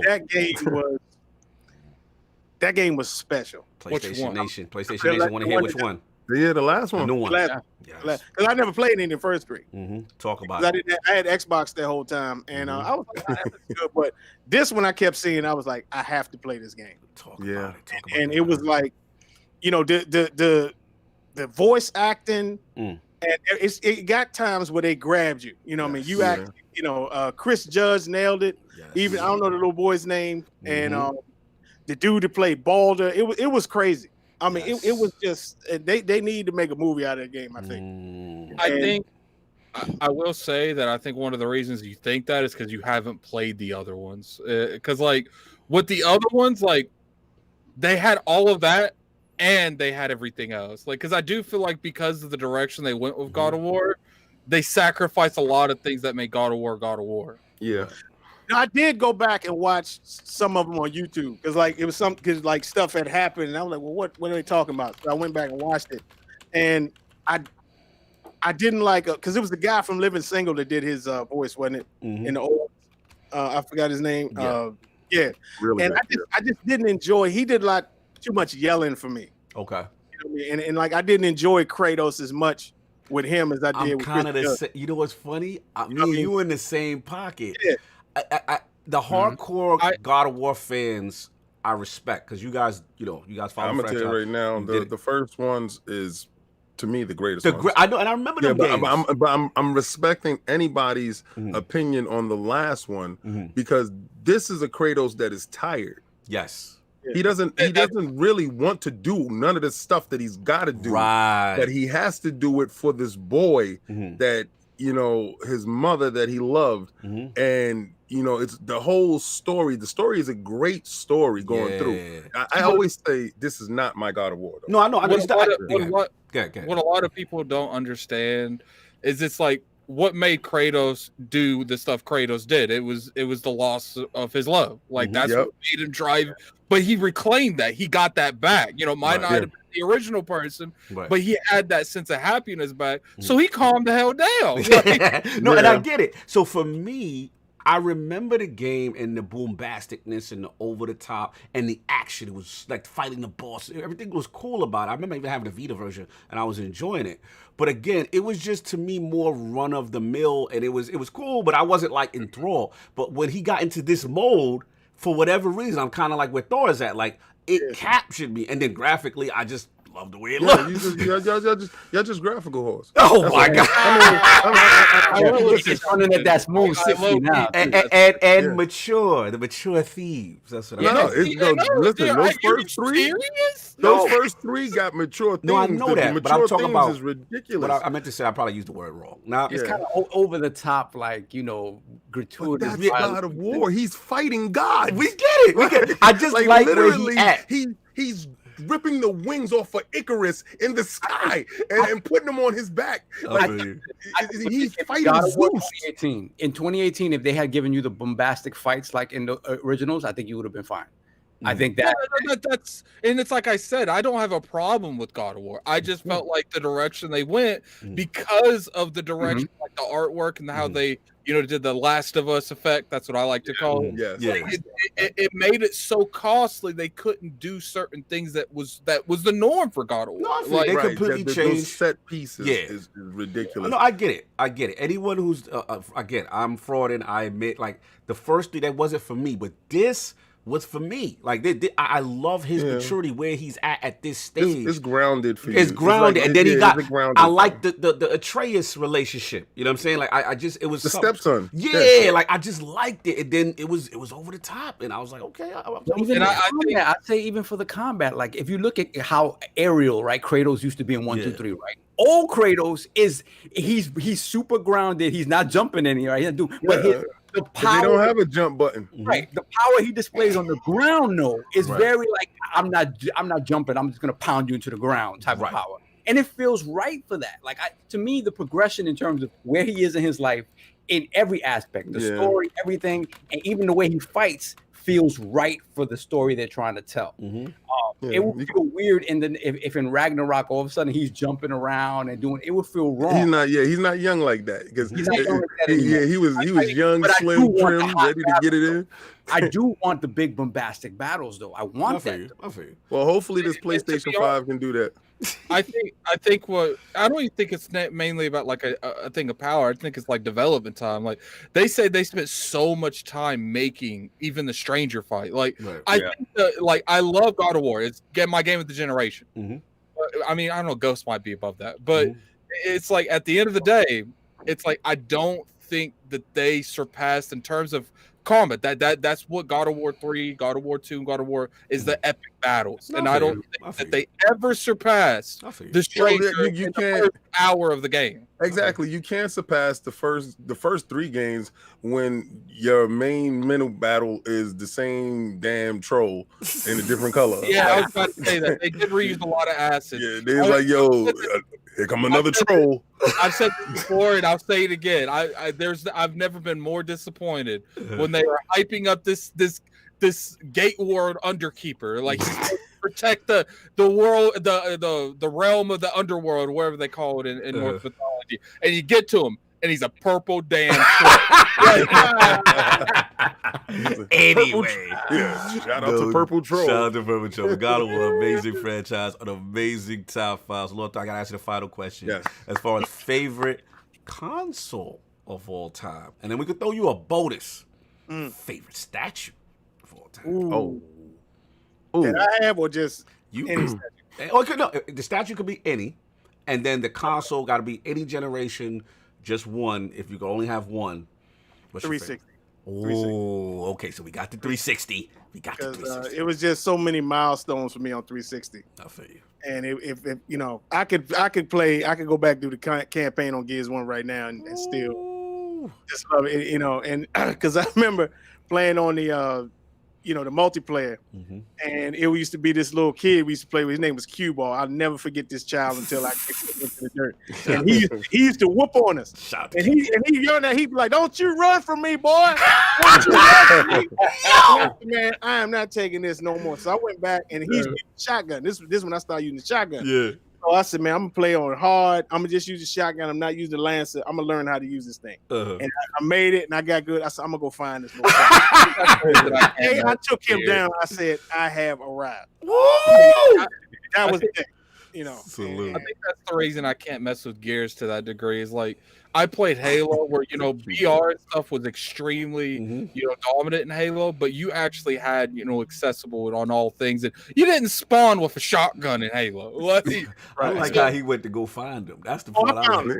I found Cubo. My joint was Mr. Showtime. Yeah, NBA Live. Remember Showtime? Remember Showtime? Explain. Showtime. Listen, I don't know where you are to this day, but that was my dude on Xbox. X-Band, bro. Right, and bro, he used to beat the hell out of me. King, it's funny you said that because those are the days when the online community started. And when you face, those, and there was a certain point where they were so good that when you saw that game attack come up in the matchmaking, and you like, oh, you in for a long night. Have you ever had those like friends that when they come over, you're just like, man, I got to deal with this all day. Yes, son. It's like you're debating on going home. It's like, do I really want to deal with this? I want to deal with this right now. I can play by myself before I get destroyed by this for an hour. So we need that statue now. What's that statue now? I would say the best one that I've seen in person, easy, is the XM Hulkbuster. I mean, that game, that statue is like awe-inspiring when you see it. And the thing about it is, it comes with, it's actually 2 quarter scale statues. You got the Hulkbuster, and they got like an Iron Man quarter scale you can put inside of the Hulkbuster. You can put them on the side of it, and it's details, it lights up, and it's crazy amazing. I'm a huge fan of anime, and I remember King sent me a Goku statue. There you go. That's how we gonna get him. And I was like, I didn't even open it. I was like, no. You're gonna see it because you got to see. Okay, so now Attic does my KOS, so he doesn't know that same Goku that I sent him is the one I got pre-ordered at fiction. So when I do Goku, and I'm gonna do that story on that. That Goku's crazy. You realize I'm gonna be in that comment section if you don't get something right? Oh, you can listen. First, all my stories are for me. Just like Attic World is for you. All my stories is for me. That doesn't make it completely accurate for somebody else. I'm just gonna tell you a snapshot of why I care about this statue. I'm gonna give you a snapshot on why I care about this character and why I got it. But it's literally just my experience. Because somebody else can have a totally different experience with the same book and the same character, but with me, it's just gonna be that little thing. But I got you though. What you're saying is the Attic War and the King War about to collide in this comment. Yes, pretty much. Yes, pretty much. So look, man, tremendous video game system, tremendous statue community. Lord Thor blessing us from Darth Castle X. Where can people find you, and what do you have going on, sir? Well, you can find us on DCX channel. We're on every Friday night when the lights are bright, DCXOpenMic. And we actually got, I think Wednesday, we have a live unboxing coming where our man Archangel getting his Batman Who Laughs from Prime One Studios. Salute. So that's coming in, and that's probably going down. And then show Black Friday will be on. So that's pretty much it for this week. Salute, so, man. But yeah, and anytime you guys want to come through, tell them about the stuff. Something got a plug? Okay, so let's go. Being that the host with the most is forgetting, we got raffles coming. So, listen, guys, you see these statues that's behind me, and a lot of them is $1,200, $1,600, and stuff like that. The same thing with statues that are behind him. So we're in partnership with a company, and we will be doing raffles. Now these raffles is anywhere from $20 to $50 per entry. You're gonna have to join the Darth Castle X family on Facebook to be in it.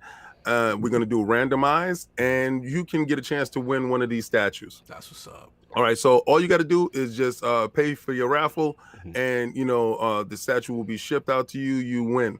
We also be having different giveaways weekly, And also, if you see any statue that you're interested in, XM Studio statues, which is the creme de la creme, we sell these statues at a premium. These statues will definitely get shipped out to you. We can beat tons of people prices. Damn Facebook, I'm out. Come on.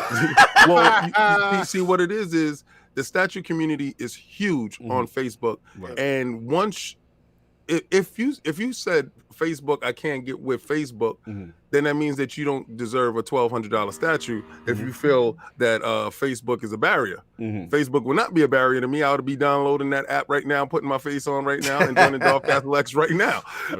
Salute. You know, to get to where you want to get to. But trust me, like Thor said, it is nothing compared to when you have this statue in hand. Now, the only caveat is what we ask is this. You win, you do the live unboxing on Darth Castle X. That's what's up. When the statue gets to you, we coordinate the day that fits in your schedule, and we do the live unboxing right there, just to show the world and everyone that you got this statue for $20. And it's amazing. Facts. And you know, and you're doing a live unboxing, and you're part of the family. So you know, he just glossed over that part, but that's exactly where we at. Yo, salute, Thor, man. Tremendous. Great to have you in the realm, man.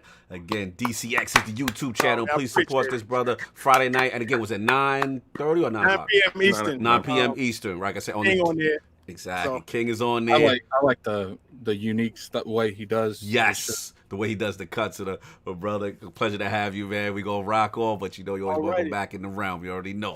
I appreciate you guys, and I love what you guys are doing, man. I'm a big fan of you. I watch every Sunday, at least for a while, you know, when I can, because I got to deal with my dog, Jabba the Mutt.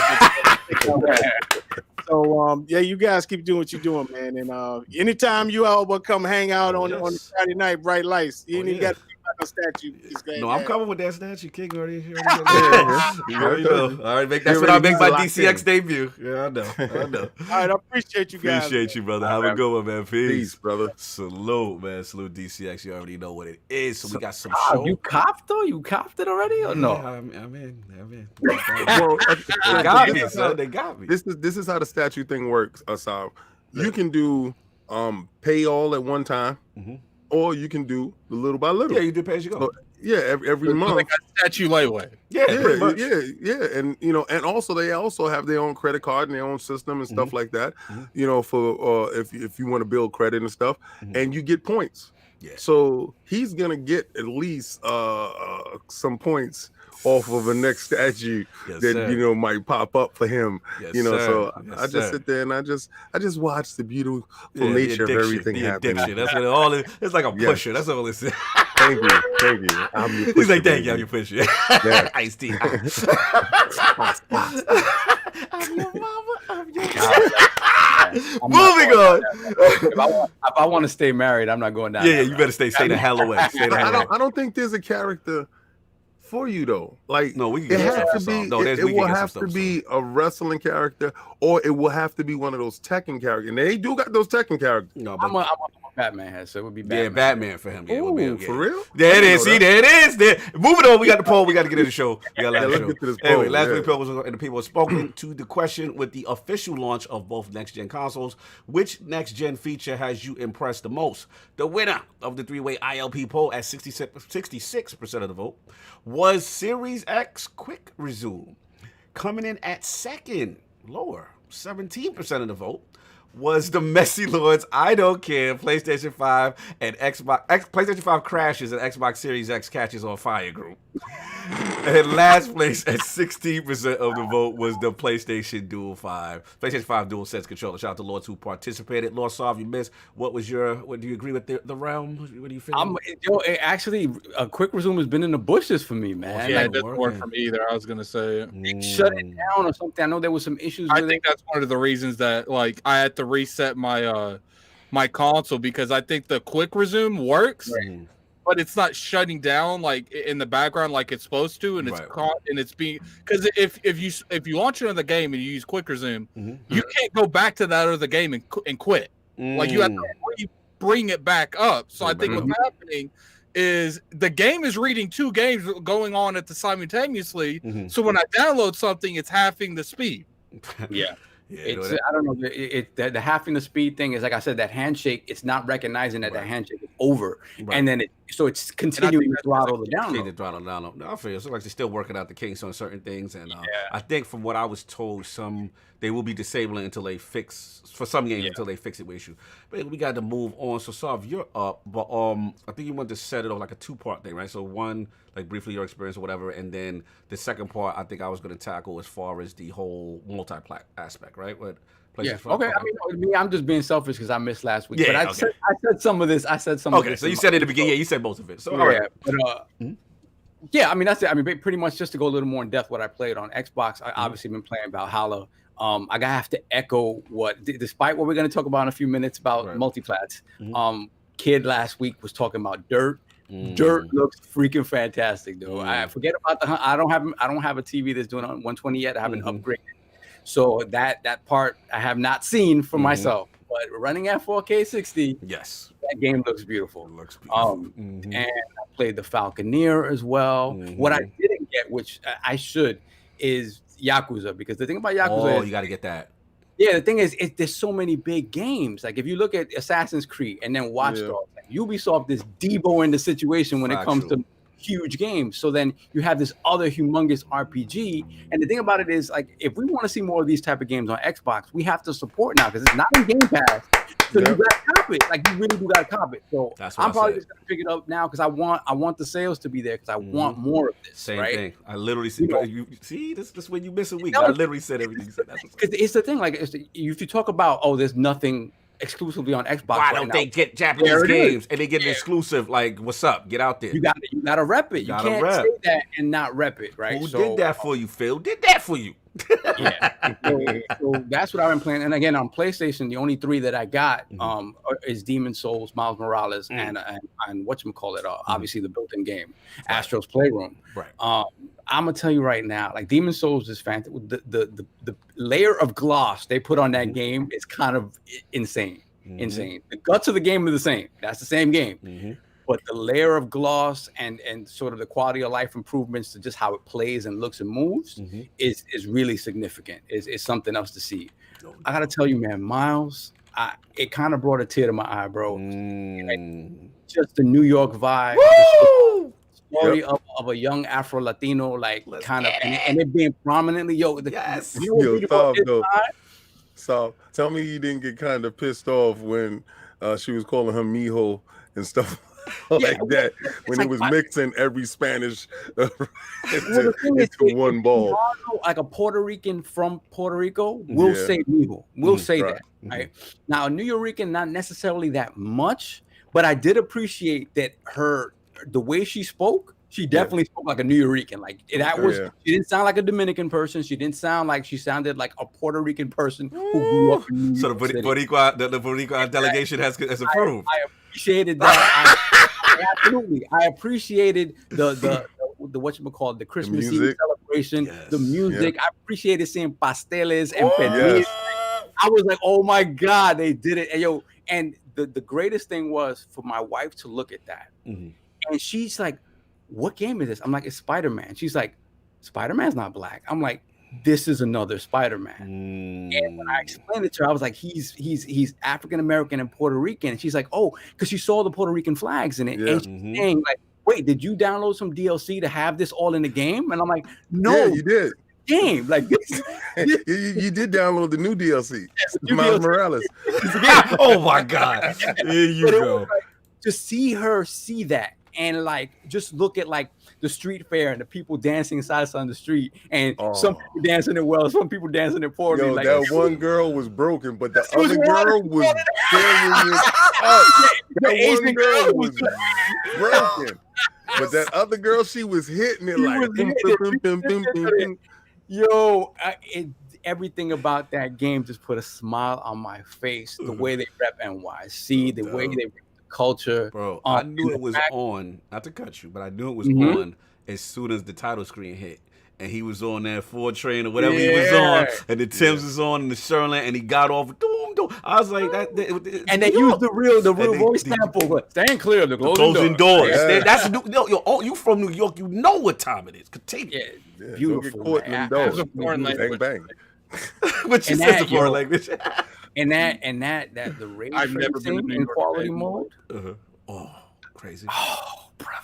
Like I haven't even touched the performance mode. I know that looks ridiculous, but that ray tracing, when you're up on a building and you see the reflection. They trimmed all of the fat from Spider-Man in a way that makes this such a tight experience, bro.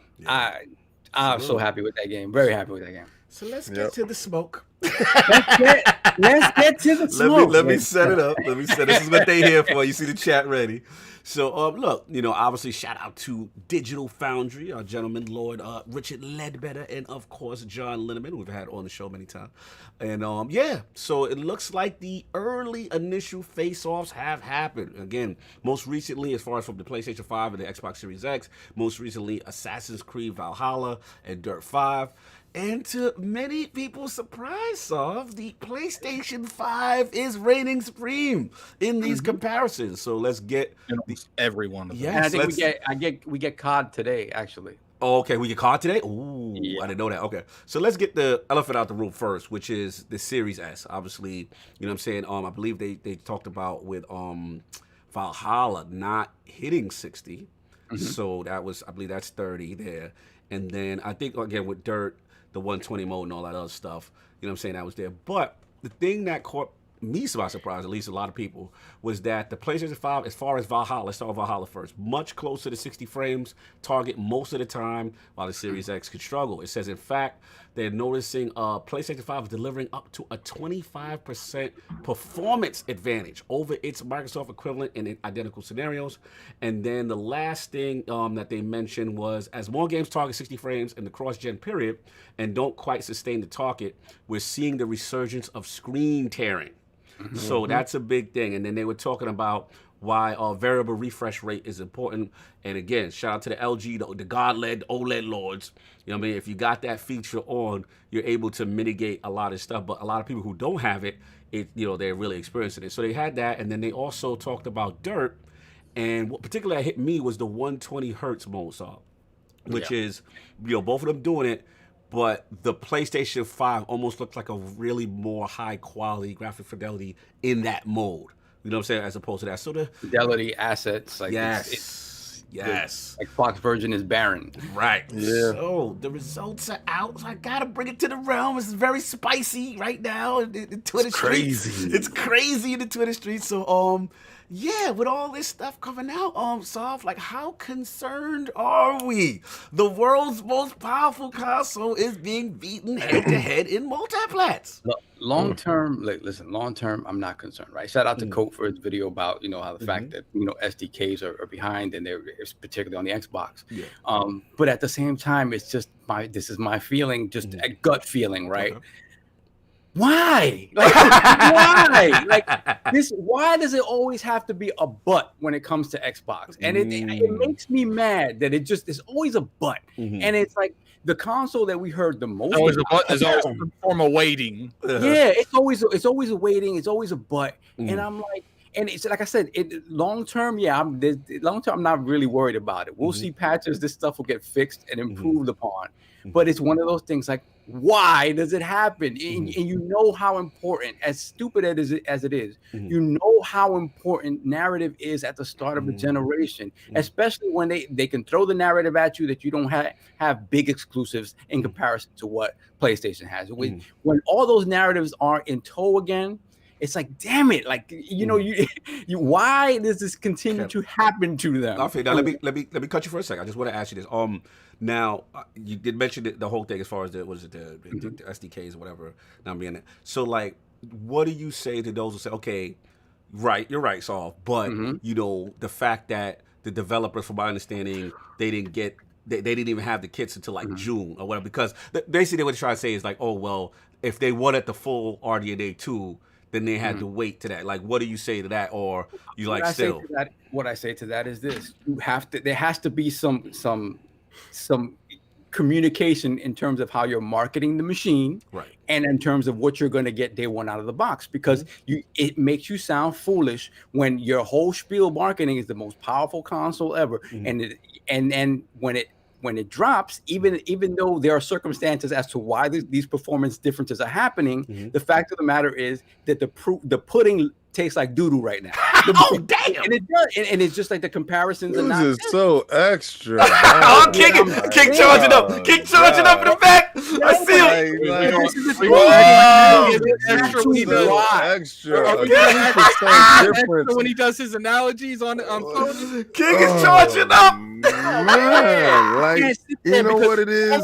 The normal dude, think about it. The normal dude got a TCL. The normal dude got a TCL. So he don't feel nothing that you're talking about.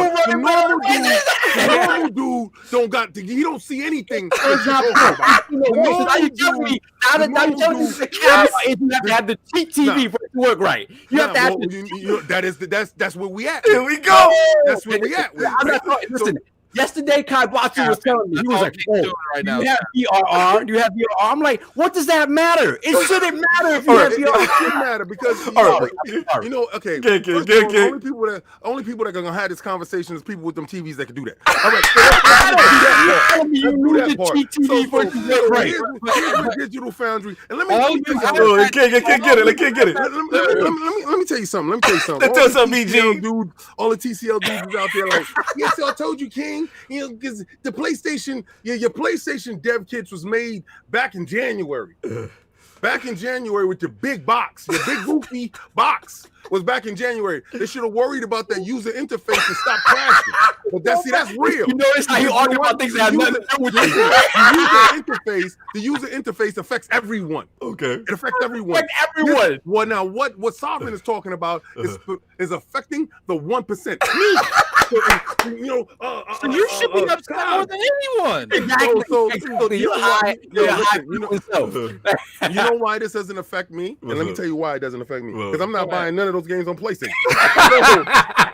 But King, it literally does not affect me. I'm not buying anything over there. You only got one game, and that game is on PlayStation 4. So clarify, we're in another King's world where it doesn't affect you because I do it too. I do it too. I complete 100%. It doesn't affect me. Behind the King's world movement. You know what doesn't affect you too? All that stuff that he said. Because you're not doing 120 hertz. So it don't hurt you. So dudes are sitting there capping like, yo, you know what I'm saying? The PlayStation is doing 120 hertz better than the Xbox. Well, I will say that for sure. People who don't have that TV. They don't have the TV. They don't listen. They don't have the TV. They don't have the capability to get the TV, and they don't probably even have a PlayStation. You cannot rely on the cheap TV and be like, nah, that's how you fix it. Okay, so this is what I'm gonna say. Right? Let's go. I'm gonna say this part right here. Is a ton of capping. Dudes are scared to death. Right. I want y'all to know, Xbox is brute forcing it. They don't have they dev kits wasn't there. So you said because they natural off rip and they already there, that it's about to be a wrap with it. Listen, with no dev kits off the rip, they like this. With the no shirt, with the abs, just natural. They sitting there flexing the abs on you in the beat, like the abs looking blurry, the abs looking soft. So what it is they won't know because they got TCLs. Anyway, so these dudes at these PlayStations is like, but I'm saying though, my abs is a little bit more ripped under here because my wings under here is a little bit better. So he been hitting it hard. He been going every day. And you say because Xbox is all natural, they ain't even hit the gym yet. That they should be ashamed that they even close. Xbox is on steroids. PlayStation is on steroids, and Xbox is natty. Oh my God! So right now we're gonna see what happens. So they natty. Okay, at the end of the day, Microsoft's been it has been marketing the most powerful console. It is the most powerful. And that's Tell me what a PlayStation does without a dev kit like that. But this doesn't matter. We're looking at PlayStation 4. We're looking at a PlayStation 4. Do you own a dev kit? Exactly. You know what? And neither does none of the developers. Break down the ins and outs of the PlayStation 5 dev kit to me, please. Listen, I don't own a dev kit. I don't own an SDK or a GDK. And neither did any of the developers. So when they say, yo, push their joint through the PC, and the Xbox said, don't worry, I got that. Why you gotta keep doing that? I do that. Yo, you gotta stop doing that. So Xbox said, on the vert, I do that. Off the vert? So I was gonna be on the beach. I do that. So what happens now when they got the dev kits and they're using RDNA 2 and they busting dudes in the mouth? Right now. It's not happening right now. Right now. And then they're talking about these. You may not see this for like almost a year, maybe. No, that's a lot. More wait. Listen. Dudes ain't seeing it for 4 years because they don't got the TV. They got the TV. So dudes are sitting there capping over things that they will never see. So like, you say this is fraudulent behavior. PlayStation 6. So instead of blaming a little bit Slicey, I'm not acknowledging nothing. I'm not acknowledging nothing. I knew the ignorant arguments were happening today. I just got one quick question for you, King. One real quick question. How'd you get a PlayStation? It was delayed. Huh? I told you that's a soft launch, brother. It's a soft launch. It's a soft launch. Okay. A lot of dudes don't got them. A lot of dudes is getting cat food right now. A lot of dudes is getting a box full of cat food. So we're just so we're clear here, King. You're saying that the PlayStation Nation should be ashamed of themselves because that the Series X off of the natural off the rip, no working out. And they no dev kit, and they still side by side. So that they should be ashamed. Yo, Cog. Okay, you know what it is? Mm-hmm. Imagine this, right? Imagine you been working out all year long. You in the gym.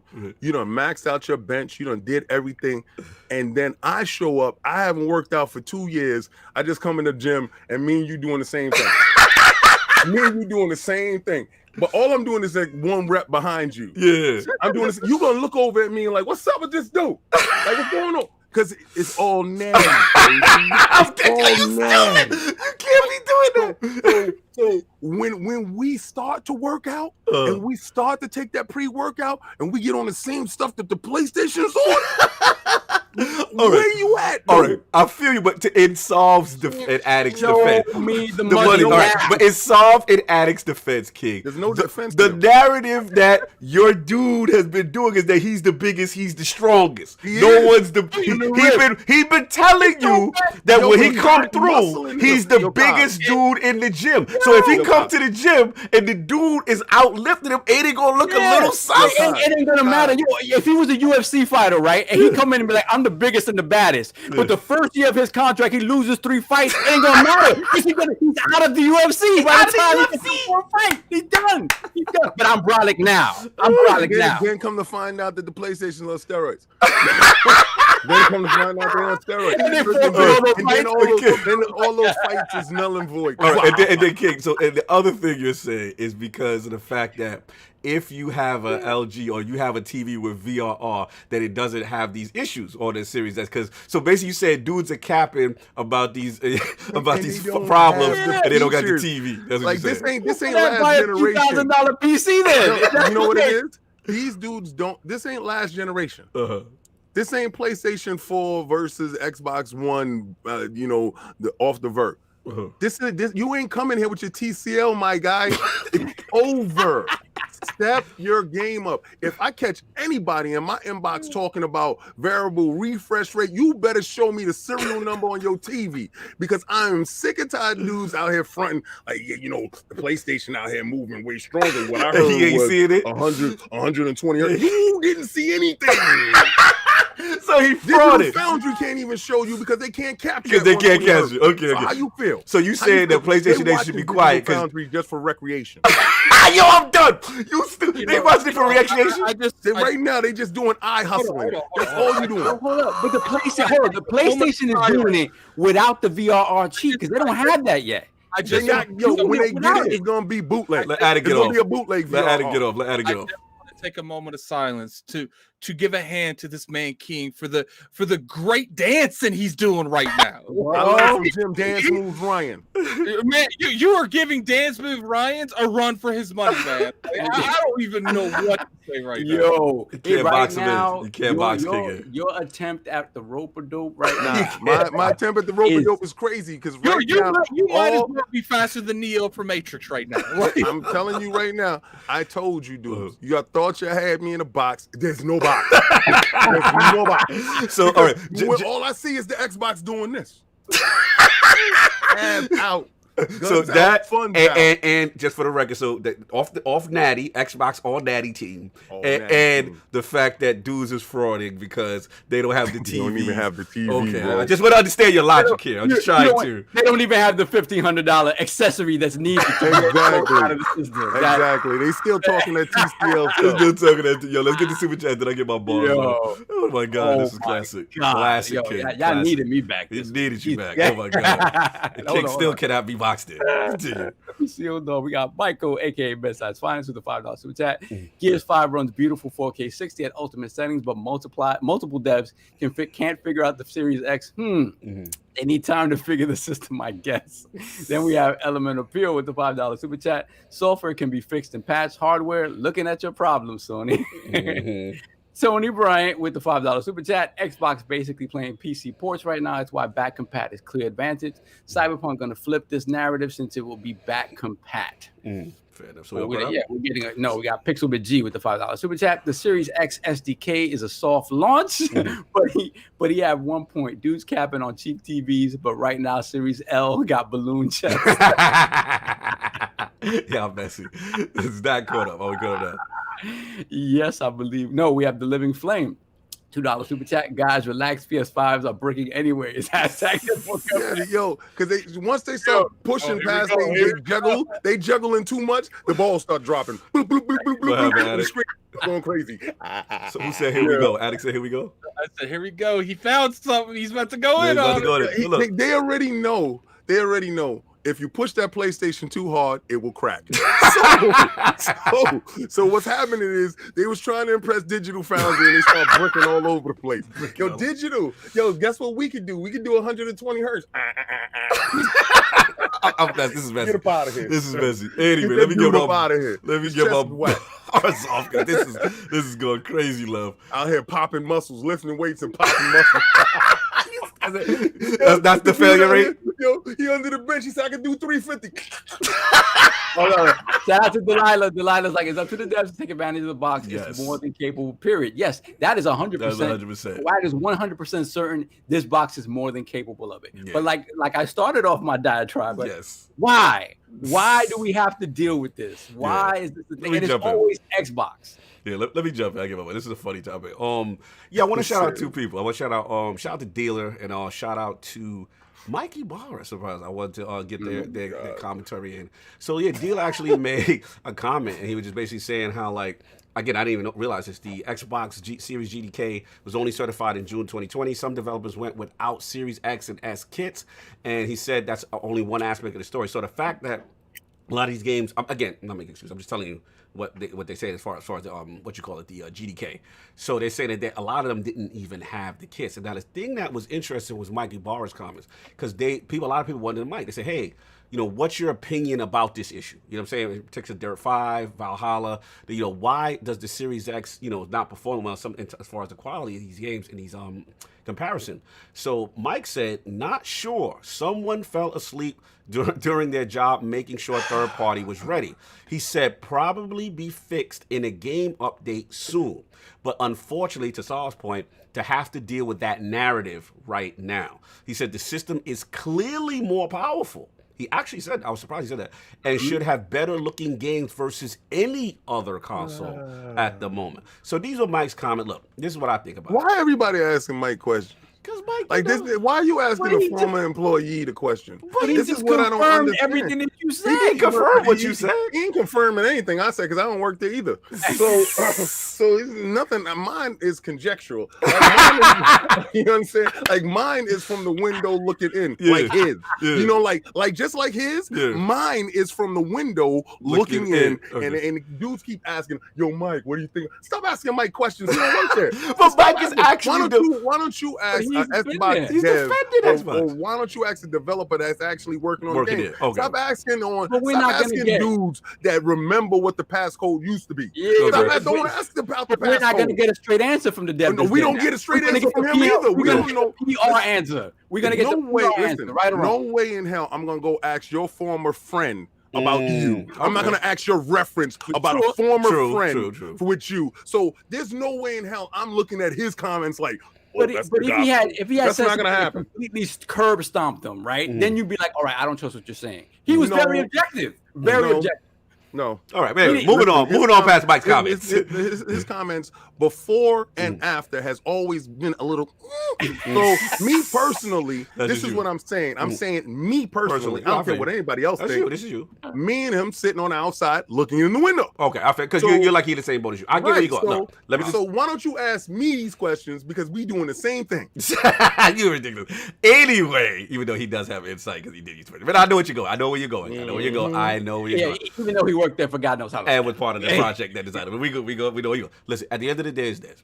You know, I feel what you're saying. And my thing is, I do feel what Saul was saying because at the end of the day, listen, nobody want to hear it. The consumer don't want to hear it, right? When you look at it, the consumer can't see it. But the informed consumer doesn't want to hear it, any excuses. That's just the bottom line. They don't want to hear, like, yo, you said you was the most powerful. Why are you not? So now the problem is this perceived strength that was supposed to be there, right? Most people assume would be there, gets taken away. And I think it's exacerbated by the fact that the first party wasn't there as well at launch. So now you have this double problem. Now, the thing about it is this, though. This is how I look at it. When the kits were not there, right? And they showing things, again, I'm not saying this is definitely the reason, but when they have the performance of a Halo Infinite, and we go like dogs, like, how did that get out the door? You know what I'm saying? Like, you know what I'm saying? And then if these are being done without the kit, right? And like you said, off the rip, all I was saying is it does give me hope that maybe even a title like Infinite can improve. You know what I'm saying? Once they have it. But the thing is, I just think, I agree with Sov though, because of the stakes were so high and it's always like, okay, wait until this or wait until that, right? That's what exacerbates the issue. I think they will get the kits and stuff will improve on them and we'll see it, but it's up to them. You know what I'm saying? It's up to them to get them out in a timely fashion. You don't ever want to hear, especially with Xbox, yes, hurry up and wait though. Yes. Next year though. Next year is gonna be hot. But this is where I say this is where this is different, guys. This is where this is different, and I can say this with all confidence in my heart. None of these dudes got the television. So when I say this, that they don't see what they thought they saw anyway. And half these dudes don't got a PlayStation because they can't get them because it's a soft launch. See you in February. And dudes that do got a PlayStation, half of them are bricked out anyway. So you're gonna say half those dudes can't see anything. The other half could see it, and then you say that half that can see, they probably got an X.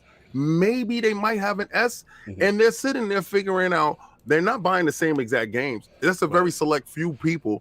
So you're not going to go buy Valhalla just so you can do your own digital foundry. If you are, then you are a sad person. You can knock yourself out with all that.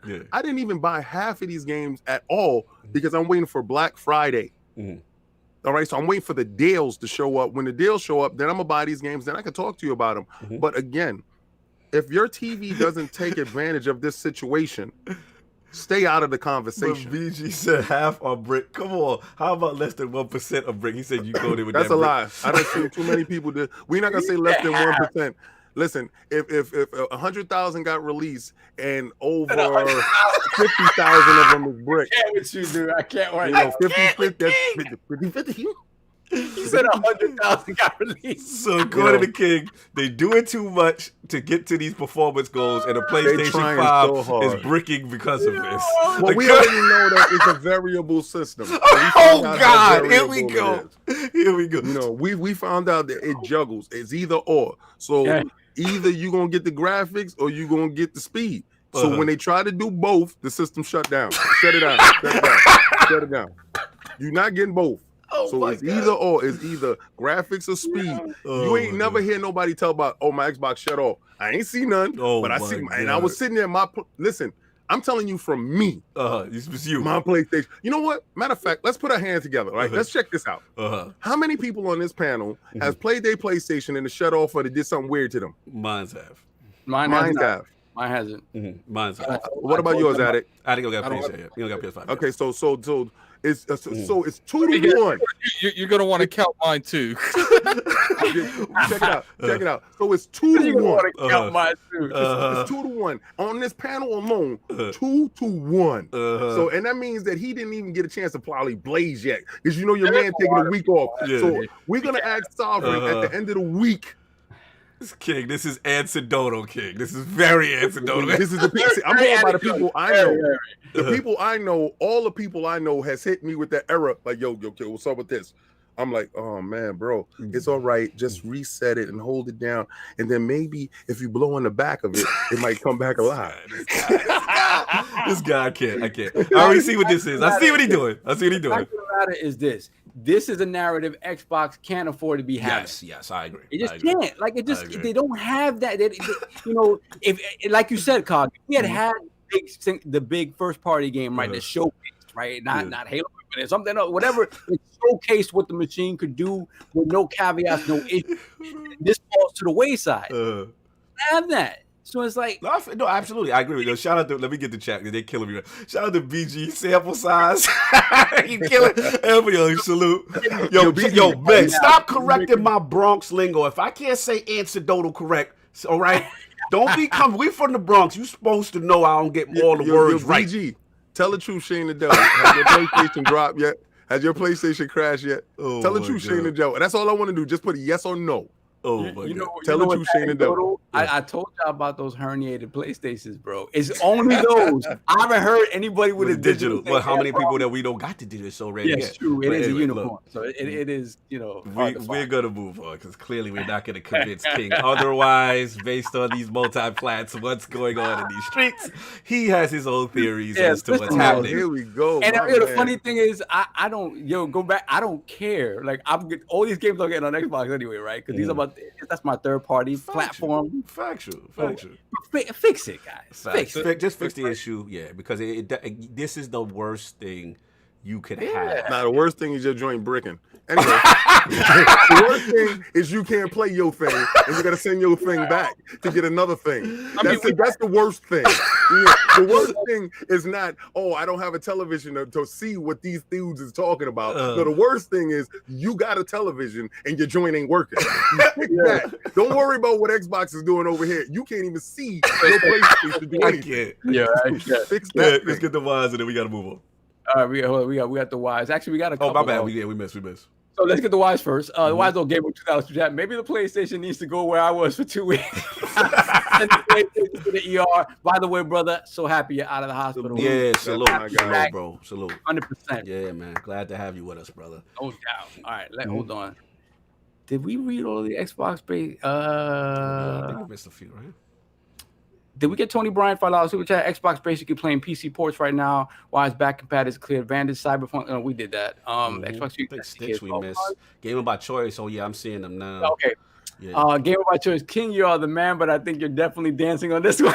Xbox created awesome hardware, but you have the right tools to show its power. I just got to point this out real quick before you continue. They said I need King. Med said I need King DLC. For dancing. They call him the dance star. You know what I'm saying? Y'all got Pixel Big G? Let me get that. I got that. It says files with chat. The Series X SDK is a soft launch, but we did that. Okay, we did that. Okay, I just want to make sure we got that. Yeah, that is true. You on to something with that. The SDK was a soft launch for the Xbox Series X. That was in June. So now they dudes is getting a real launch right now. They're gonna bust your cheekbone open. So be careful. You got the Living Flame too back there with the Living Flame. Hold on. I just want to make sure that we didn't miss these. We have with the $5 super chat question. Why are people worried about 120 frames per second when the PS5 don't have a native 4K 60K? Wow, savage. So messy. Now I'm thinking, where's the living miss? Yeah, because I see. Let me get it. I see. We did the Pixel Big G. Then I see Living Flame 2, which are great. Guys, relax. PlayStation 5s are bricking anyway. Hashtag Book of X. And we did that. We did Gamer by Choice with the $10. Yeah. Okay, my bad. We just have King Doovy now with the $2 super chat. I'm too scared to store more than 2K on my PlayStation 5. I feel you, man. Because if you know their memory is short. Yo, like I said, knock on wood. Christopher Hart. Can you do 120 hertz on your TV that you putting dance moves in there? Why don't you dance your way down to Best Buy? Yo, shame the devil. This man right here. Take a picture of your TV doing 120 hertz. Yeah, 120 hertz isn't VRR. It's not the same thing. No, it's not the same thing. But look, he think it is. Anyway, moving on. King. Hold on. Oh, sorry. Smitty Smith. One more. Sorry. Smitty Smith with the $5 super chat. Have you heard the new mixtape called "Damn My Joint Don't Work" by PS5? Yo, they crazy. It's like no rest mode. Can't turn it on. Hashtag the Book of X. Wow. Yo, it got so many caveats. The dude told me don't lay it on its side while it's breathing. I'm like, what? That's another thing. Yo, I don't think anybody should be laying either of these systems on their side. I think that's a lie, dude. Listen, I know. Only thing I'm doing right now is no rest modes. No rest modes. I'm staying away. Yeah, I don't know. Yeah, that sucks that you got to power down. I can't really say anything about this. Yeah. Anyway, no, this is real quick. Anyway, so this is your topic. Sorry, we have a few more. Oh, we still got more? We got a bunch of them. We got Gamer by Choice with the $5 super chat. Xbox is bad about giving people narratives to use against them. It just seems Xbox runs a great race and then runs into a rake and breaks its nose. To be honest with you, that's false. They're good at getting people to use narratives against them because they set expectations and then later on it doesn't meet up to it. That's the thing, and then the thing you get at someone because they don't say anything, right? And at the end of the day, it benefits them not to say anything, right? Yeah. So we got BG with the $5 super chat. Question: why are people worried about 120 frames per second when the Xbox don't have a first-party game at launch? Period. King. You know what's BG? You definitely onto something. We should have dug in the crates and got an old 5-year-old game too from the PlayStation 3 to shine it up and spit shine it and throw it back into the street. We should have got a DLC that we put for the PlayStation 4 and spit shine it and put that on the X. Oh, wait a second. We should have put some free game that we got inside the back catalog that's inside the bushes, and we should have just ran with that, acting like they got games. Stop playing with me. I would tell y'all right now, for those of you who may be new to the podcast and not heard, this is vintage King. This is vintage King. This is King that we've known for 30 years, King. You have to be ready. You have to be ready. They ain't ready for me. They don't understand that. I will take your joint, flip it, smash it up, and bring it right back to you. So basically, King is saying that Spider-Man's DLC, and we know it's a DLC because I finished it in 5 hours. Now tell me something. So basically, that are you implying? I'm implying I could have kept my PlayStation 4. Wow. I can't go there. I can't go there. I'm going there because I gotta have the same experience. Why? You're out of control. Anyway. We got one more. Element Appeal with the $5 super chat. Destiny will be ready with that 120 hertz update with the real ask update. Yes. That Crucible 120. You already know. So we good? Yeah, we're good. All right, look, we got to move on. These two will fly through. Yeah. So look, as King, your topic, I'll frame it for you, man. It's a good topic. LG, man. Speaking of TVs, God-led season. You know what I'm saying? So LG looks like they are teaming up with Microsoft into a partnership to promote the LG OLEDs as the next-gen gaming experience together. And again, this partnership is going to be official partner for Xbox in Europe Africa, Middle East, and Asia Pacific. Not North America, 'cause I believe they have the Samsung partnership there. But expect to see LG OLED TVs used at Xbox events and in shops throughout the regions. And said the company's highlighted the HDMI 2.1 feature, as well as the low input lag, VRR, auto low latency mode. So all these things, and pretty much they said Xbox Series X will be the first game console to support Dolby Vision plus Atmos, coming through an update next year. So very, very powerful partnership, it seems, with LG, which right now looks like it's getting renowned as kind of like the definitive next-gen TV to get. So, King, man, this is you. You know, what you thought? Did you brought this to the table, man? Yo, so two best TVs in the market, two best brands in the market. Xbox got them on locker. Here we go. All right, if you want that premium experience, if you're over there in the UK, room boy, you got in the room boy. You got in the room boy. Call me now. If you're over in the UK, or if you happen to be overseas, what happened for you? Who do that? Who do that for you? Who lock it up for you? Who do that for you? You done know. You done know. Who you don't know? LG down with Xbox. LG. So what happens if you in the States and you like that Samsung butters? You like that 120? Who down with that? Xbox? Nobody buying no PlayStation, Sony televisions. This is in the bushes. Nobody even talking about those TVs. God. So when dudes talk about next gen, they talk about LG and they talk about Samsung, right? So when dudes talk about next gen, they talk about Xbox, right? They don't talk about PlayStation 5 and they don't talk about no Sony televisions. So that's just letting you know exactly where they are at. They are in the bushes with their TV and that big box that keep bricking on people. So listen, do like the new companies, the smart companies that are actually vying for your dollar, that is actually moving the industry forward, like LG and Samsung, and just get an Xbox. Oh my God, King is smoking. Sav. I should get Attic. I don't know how he feels about this, so let's get Attic real quick. I don't care. All right, moving on. What's up, Sav? About the partnership, sir? Listen, man, like LG's, everybody's talking about the C10. Everybody's talking about the C10. That is a beautiful move to get in bed with them right now, because those TVs are only going to continue to improve. Like I said, I was waiting because I want to see if we get 12-bit panels next year. I don't think we will. From what I've heard of the leaks of the new tech that's coming down the pipeline, we're not going to be quite there with 12-bit panels. We might not be there for a couple of years, actually. So I may find myself grabbing a C10 soon. Because again, I don't know what we're going to be getting in next year's TVs is leaps and bounds of what we have now, except for what we've been talking about before, this capped 48 frames, 48 gigabytes per second bandwidth. We got to talk about it. And the thing about it is this, right? When you have bandwidth that's open at 48 gigabits per second, that's a TV that can handle a 12-bit color chroma subsampling. Right. I mean, the thing is, if we don't have a 12-bit panel, you won't be able to show it, but it still is better to downsample that 12-bit color to a 10-bit panel than not having that, right? Wait, what did you say again? You was talking about the HDMI, HDMI 2 inside the Xbox, where it's what is it again? 40. It's 40, right? And what's the PlayStation? 32. Oh man! I thought this was next gen. I thought we were supposed to. So, right now, keep going. Shout out to Vincent from HD TV Test. I believe I don't know if he caught it off, where he did the cable test, and it looks like it is big. The HDMI 2.1 cable looks like it's being throttled. I don't know what's the right terminology. It's not throttled. It's just how they are. The PlayStation cable is full 4K 120. It's 8K. It is a 2.1. It's so the thing is that for whatever reason the bandwidth. Right.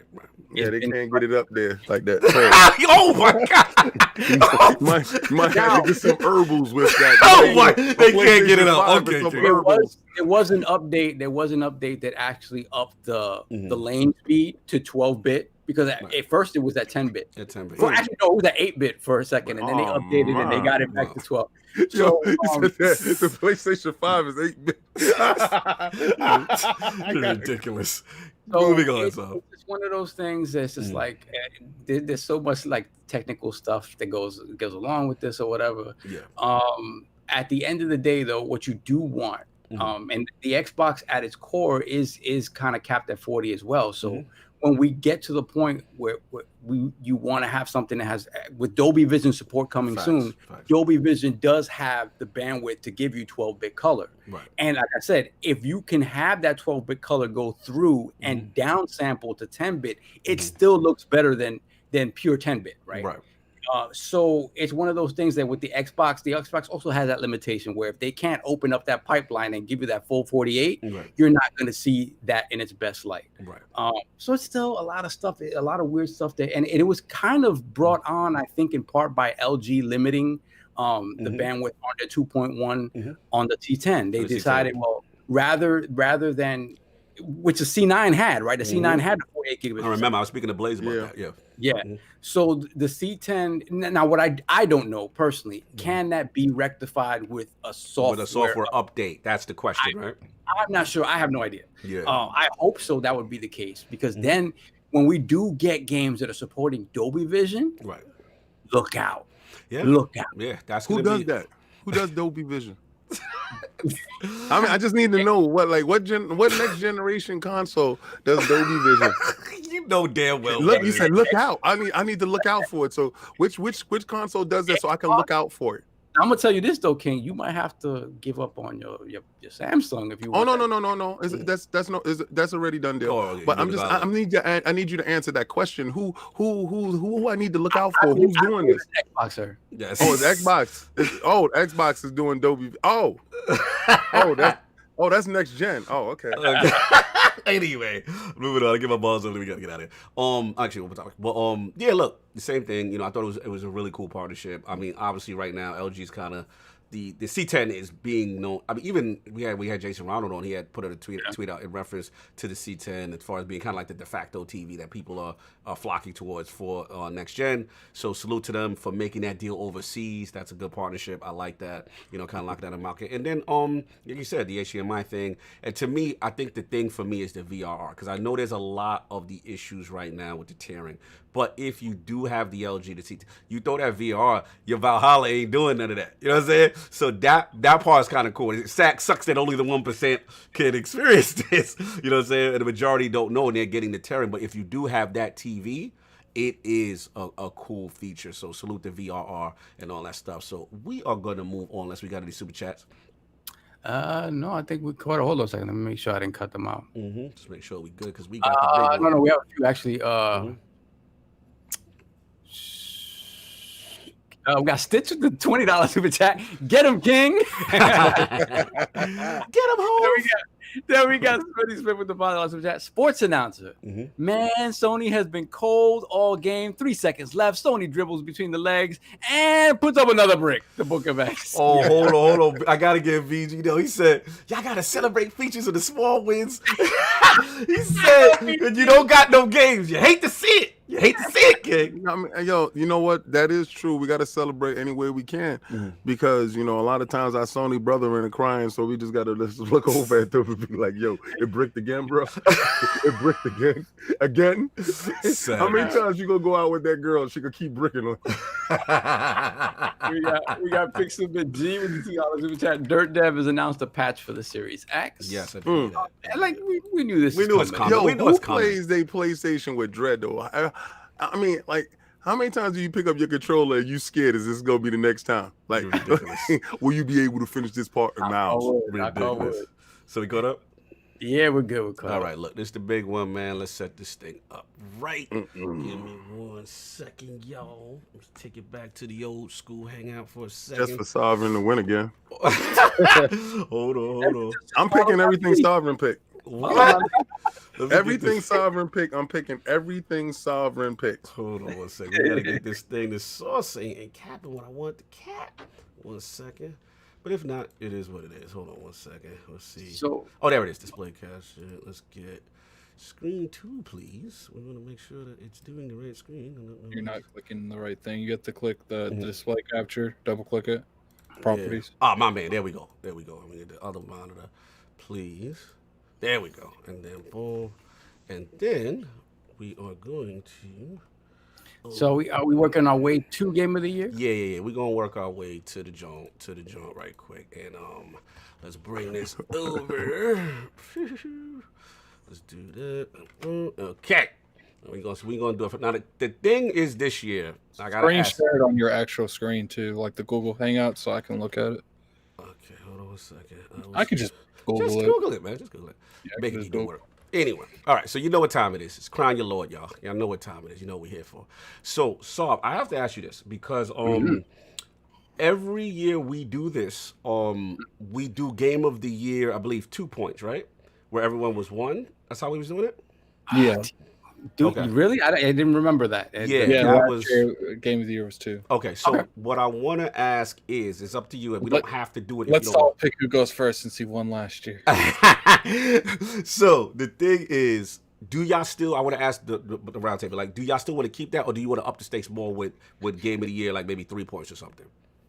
I'm cool with 2, but if you guys want to do 3, I mean, three could really shift things if you get it right or wrong. Yeah, like it'll be that's because if you get Game of the Year right, I feel like you should be rewarded. But I just want to make sure if y'all were cool there, if y'all want to keep the 2 I mean, I'll system, do that. I don't care. All right, cool. 3 is good. 3 is good because I could pull somebody into the win. Like, you know what I'm saying? Like, no doubt. So obviously, you know the rules. We're not doing the the what you call it, the teams and esports personalities. Isn't esports. I'm sorry, unless y'all want to do esports game. Nope. Yeah. Nope. Okay. So I don't want to do best debut game seems like the first one. Yeah. So we're gonna start it. Best debut game. So we're gonna get to it. Crown Your Lord. We're gonna tally. So you're gonna be able to tally up everybody's joint. I'm not doing it right now. I'll just go back in. Cool. All right. So this is what time it is, man. So best debut game. Choices are: Let's Carry On, Mortal Shell, Raji and Ancient Epic, Roki and Phasmophobia. Phasmophobia, yeah. All right, let's start. Attic, who you got? Who's winning this? Phasmophobia. Okay. Solve. I really like Carrion, but I think Phasmophobia. King. Oh, I won. Whatever Sovereign says. Whatever Sovereign says, so you're fan. You go with the win. Okay. All right. Oh man. I'm gonna go Carry On. I'm gonna go Carry On here. I love Carry On too, but I'm going with Sovereign. All right, we're gonna skip content creator again. No personalities. We're not gonna do the personality. All right. Best multiplayer for outstanding online multiplayer gameplay and design, including co-op and massively. All right, this is rough. So choices are: Animal Crossings, Among Us, Call of Duty Warzone, Fall Guys Ultimate Knockout, and Valorant. Who is winning best multiplayer? Attic. Among Us. Solve. It's hard. This is where I think at the end of the day, I think it's still Warzone. Wow, you in Warzone. Okay. This year. Keep going. All right, King. Fall Guys. That's a strong one, man. You never even played that game. No, I don't. But if I hear enough chatter from people that I don't even play the game, and all I hear is about the game, how hot the game is, from every single person that touched the game, I don't know. I think it might have some influence. I want to go Fall Guy or Among Us. Yeah, Among Us is lit. I'm scared that Animal Crossings is in there though. Yeah, that's kind of weird, but I don't think. Because I feel like Animal Crossing shouldn't win, but I feel like too long ago. And it's that type of multiplayer is really just kind of like sharing your island. You're right. It ain't really multiplayer. It ain't no voice chat. Ain't no voice chat. All right, it's gonna come down to put me down. Yeah, Among Us. I'll be seeing they be going ham. Yeah, I know. Among Us is one of those. Is definitely like. I'm gonna go Among Us. That's my choice. Put my vote. More zone. Best. Shout out Victor Allison real quick. Get us chat. Yeah. Salute to the panel. Thank you, sir. Salute. And feel free to the chat. Put your stuff in there. Yeah. All right. So let's get best sports and racing game. I hate the fact that they put it together, but anyway, Dirt 5, F1 2020, FIFA 21, or NBA 2K21, or Tony Hawk's Pro Skater 1 and 2. Well, we got at it. And I went first last time. King goes first this time. All right, King go first. What you got? NBA. Go with that NBA. All right, Solve. I say Tony Hawk. I'm saying Tony Hawk too. Damn, that NBA 2K. Shout out to BG for giving me a copy of that. Yeah, Tony Hawk. Let's remember who votes on. 90% of the vote comes from industry people. 10% 10% is actually just, you know, the whatever fans. Yeah, I'm gonna go with Tony Hawk only because I feel it should be NBA 2K, but I got a funny feeling that the powers that be they go that way. I'm going there. All right, best sim strategy: Crusaders King, Desperados 3, Gears Tactics, Microsoft Flight Simulator, and Xbox Chimera. I gotta go to Attic on this first. That's sim strategy. That's our genre. Wow. I ain't played it, but I'm gonna go with my gut and say Crusade Kings 3. Because I want to say no, I'm saying Crusade Kings 3. Crusade Kings 3 for 200, please. Thank you, Alex. What we got? Crusader Kings. Wow, y'all really going with this? Now, I listen to a lot of podcasts. He trying to win. Okay. That's why anything Last of Us is good. That's getting my vote. Anything Last of Us gets my vote. I feel like King, what we doing? Flight Sim. You know what, King? It says best sim or strategy. Yeah. There's no greater sim than that Flight Sim. I think I'm going with King on this only because Gears Tactics and XCOM in my heart, but I know they're not gonna win. This is not a full-fledged XCOM. Gears Tactics is a good start, but it's one of my first, but I don't think. But Simulator did hit different. Didn't I get a 10? Shout out to Lord. I got a 10. Yeah, we got a 10. Yeah, I'm going with Flight Simulator. I think this is where Microsoft got a legit shot at winning. I'm gonna go there, even though your PC, your rig better be serious. Best family. All right, Animal Crossing, New Horizon, Crash Bandicoot, Fall Guys, Mario Kart Live, Home Circuit King, Minecraft Dungeons, and Paper Mario, the Origami King. Let's start with King again. I'm curious. Fall Guys. You said best family? Best family. The best game appropriate for family play, irrespective of genre or platform. Yeah. I'm going to say Animal Crossing. Well, you said Animal Crossing? Mm-hmm. Okay. So Fall Guys, Animal Crossing. Saw, what you got? Animal Crossing. Yeah, I think I'm leaning that. Yeah, I'm gonna switch my. He gonna switch now. Yeah, no. Yeah, family. I think this is the one for Animal Crossing. Yeah, Nintendo family. Because I think Fall Guys and them might get the multiplayer stuff. But King, you ain't go with Home Circuit. You was capping for Home Circuit. You ain't go with Home Circuit. Nah, I'm not doing that. He trying to win. Yo, you get that super chat from Clutch Man. We got Clutch Man with the $5 super chat. We will not have it. Will we not have an industry icon this year, or was that a Kojima exclusive to say there are a lot more pioneers of gaming out there? Yeah, Savage. You know. Stop ridiculous. Stop being messy. Best fighting for the best game design, primarily around head-to-head combat. We got Grand Blue Fantasy versus Mortal Kombat 11 Ultimate, Street Fighter 5 Champion, One Punch Man, and Under Night In-Birth EXE. I'm setting it off. I'm going straight with Mortal Kombat. It was amazing. Aftermath DLC. I'm riding with Mortal Kombat on this, y'all. Attic, what you got? Give me a second. I'm looking up the Metacritic. Oh my God! This man doing metrics. I will go last. Oh my God, he really do. He trying to win Saw. What you doing? I'm gonna say Mortal Kombat. All right, go Mortal Kombat. Saw, what you got? Don't pick that last game. It's got like 7. I think the thing about Mortal Kombat is that they took it out of Evo. Like it was, I don't understand some of the narrative around this. Saw but going out the box. I still think this is Saw gonna mess up. Let him do it. We need to beat Saw. This is us. We need to conspire to beat Saw. I think I would go Mortal Kombat. I think I would. Nah, you should trust your gut. Your gut says no. Look, just hear me out, Saul.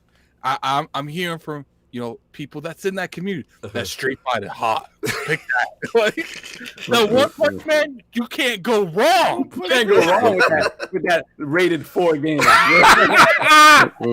All right. So Saw ain't. Say with your chest, Saul. He ain't deviating. He ain't gonna slip on a banana field. King. The only one it could be for hardcore Mortal Kombat fans is Grand Blue. Yeah. Like that's the only one it could be for hardcore fans. So consensus Mortal Kombat. All right. Mortal Kombat. Yeah. Oh. Anybody talking about some other fighting game that is not gonna be best role-playing game. Final Fantasy VII Remake. I just want to state that Persona doesn't deserve to be in here. No, I like Persona, but it's literally just a game with a couple extra dungeons and an extra character. Yeah. It's literally an expansion. Like, Fair enough. Genshin Impact, Persona 4 Royale, Wasteland 3, and Yakuza Like a Dragon make it. Let's get. I'm gonna start with Saw first. Yeah, I got it. Come on, man. I'm going for the W. Final Fantasy VII Remake. That came out already on Xbox? Oh my god. Woo! Okay, what you got? Genshin. Genshin was hard. Genshin was hard body karate. I ain't gonna front. Yeah, I know. Yeah, He got a strong shot with this. Shout out to Hector, Lords of Gaming. Shout out to Stitch. Follow Super Chat. Final Fantasy VII is not a full game. Why is that demo in here? He said that. Yo, Stitch is stupid. Salute to Stitch. All right, I got it. It's the truth. I gotta speak to my man Addict. This is you, RPG. What we doing? Genshin. everything in me wants to say Final Fantasy VII, Let's go. but it's not a lot of character customization, and they say in here character customization and progression, and that's not really in Final Fantasy VII. Everything's pretty much set besides like 7 weapons on every character. I'm gonna say Wasteland 3, and I'm probably gonna lose this genre. But Wasteland 3 is an actual role playing game. It is. It's really good. Yeah. I'm gonna say Persona, and I think Persona is probably gonna win this. But in my soul, I can't pick that game. Yo, BG said Final Fantasy VII not a full game, but still longer than most full games. So what's the problem? Talk that talk. I'm riding with BG. That is true. It's longer than Miles Morales. Yo, stop. DLC. You're DLC. ridiculous. Hustle says, listen, man, my heart will love to go with Addict, but I'm trying to win. Final Fantasy VII Remake, baby. Let's do it. Because I'll be honest, I think this is the only shot they got when they get to the game of the year stuff. And if Final Fantasy, in my opinion, is going to win, this is the category they got to take. Genshin. So let's go. All right. Best action. Oh, let's get into it. Best action adventure. Last of Us Part 2. Woo! Last of Us 2 Valhalla, Ghost of Tsushima, Miles Morales, Ori, Will of the Wisps, and Jedi Fallen Order from last year. This is heavy in these streets competition. Lord Sov, start with you first. I think Jedi takes it. Really? I think Jedi takes it. Just Last of Us is too divisive. Last of Us is too divisive. Ori got shafted for Game of the Year. I don't. They might give it to Ori just because they got shafted for Game of the Year. Ori. Best action. It could go to Miles too as well, though. Like, Or you know Best action combining combat with. I can really see this going anywhere. traversal and puzzles. Yeah, Why would they specifically say traversal? Yeah, that is true. You know what? I'm going with Miles. Really? On the serious note, I can literally see this going to any one of these. I can literally see a scenario where any single game of this could win. But I'm going with my gut because everyone is deep throating Last of Us 2. So I'm going to step right on that plate and say Last of Us 2. King, what we doing? I'm even though I feel Last of Us 2 is definitely fantastic, I'm gonna go with Jedi Fallen Order because I think they're trying to right or wrong.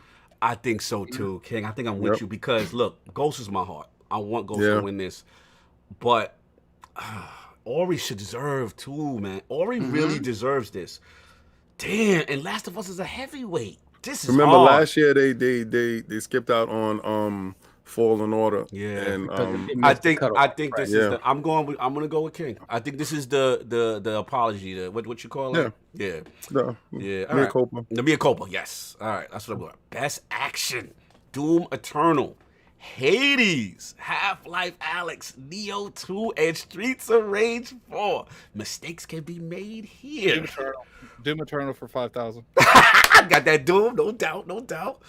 Solve. Hades wins every category it's in. Hades. Whoa, you talking reckless now. There's a lot of characters Hades is in. Hades. Oh, with his chest.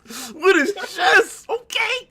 Cake. What we doing? Mistakes can be made here. So, were you stating you're picking Hades for everything? Yeah, he said he's gonna win. He said Hades. Did you hear Solve? He ain't stutter. You stated that you're gonna pick Hades for everything it's in. He didn't stutter.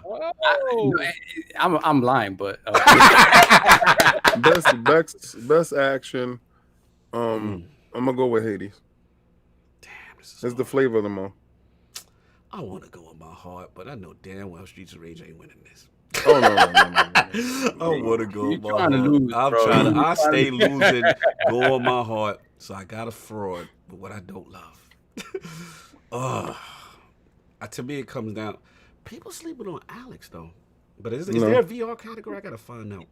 There's VR category. All right, so so to me, it comes down to Doom and Hades. Damn, this is hard. I'm gonna go Doom only because I think Hades deserves to win, but I think there's other categories for it to win, and I think they gotta give Doom something. So I'm gonna go with Doom. Damn, that's what I got. All right, innovation and accessibility. Assassin's Creed Valhalla, Grounded, Hyperdot, Last of Us 2, and Watch Dogs Legion. Last of Us 2 for the win. Last of Us 2. This is where they do it. Innovation, recognizing software and hardware that is pushing the medium forward by adding features, technology, and content to help games be played and enjoyed by an even wider audience. That's what we do. Last of Us. Like they made this category for Last. Yeah, I think this. Yeah, but let me see. I gotta hear what King, because it's King. He go hard body karate for Last of Us. The whole innovation and accessibility, that's Last of Us 2.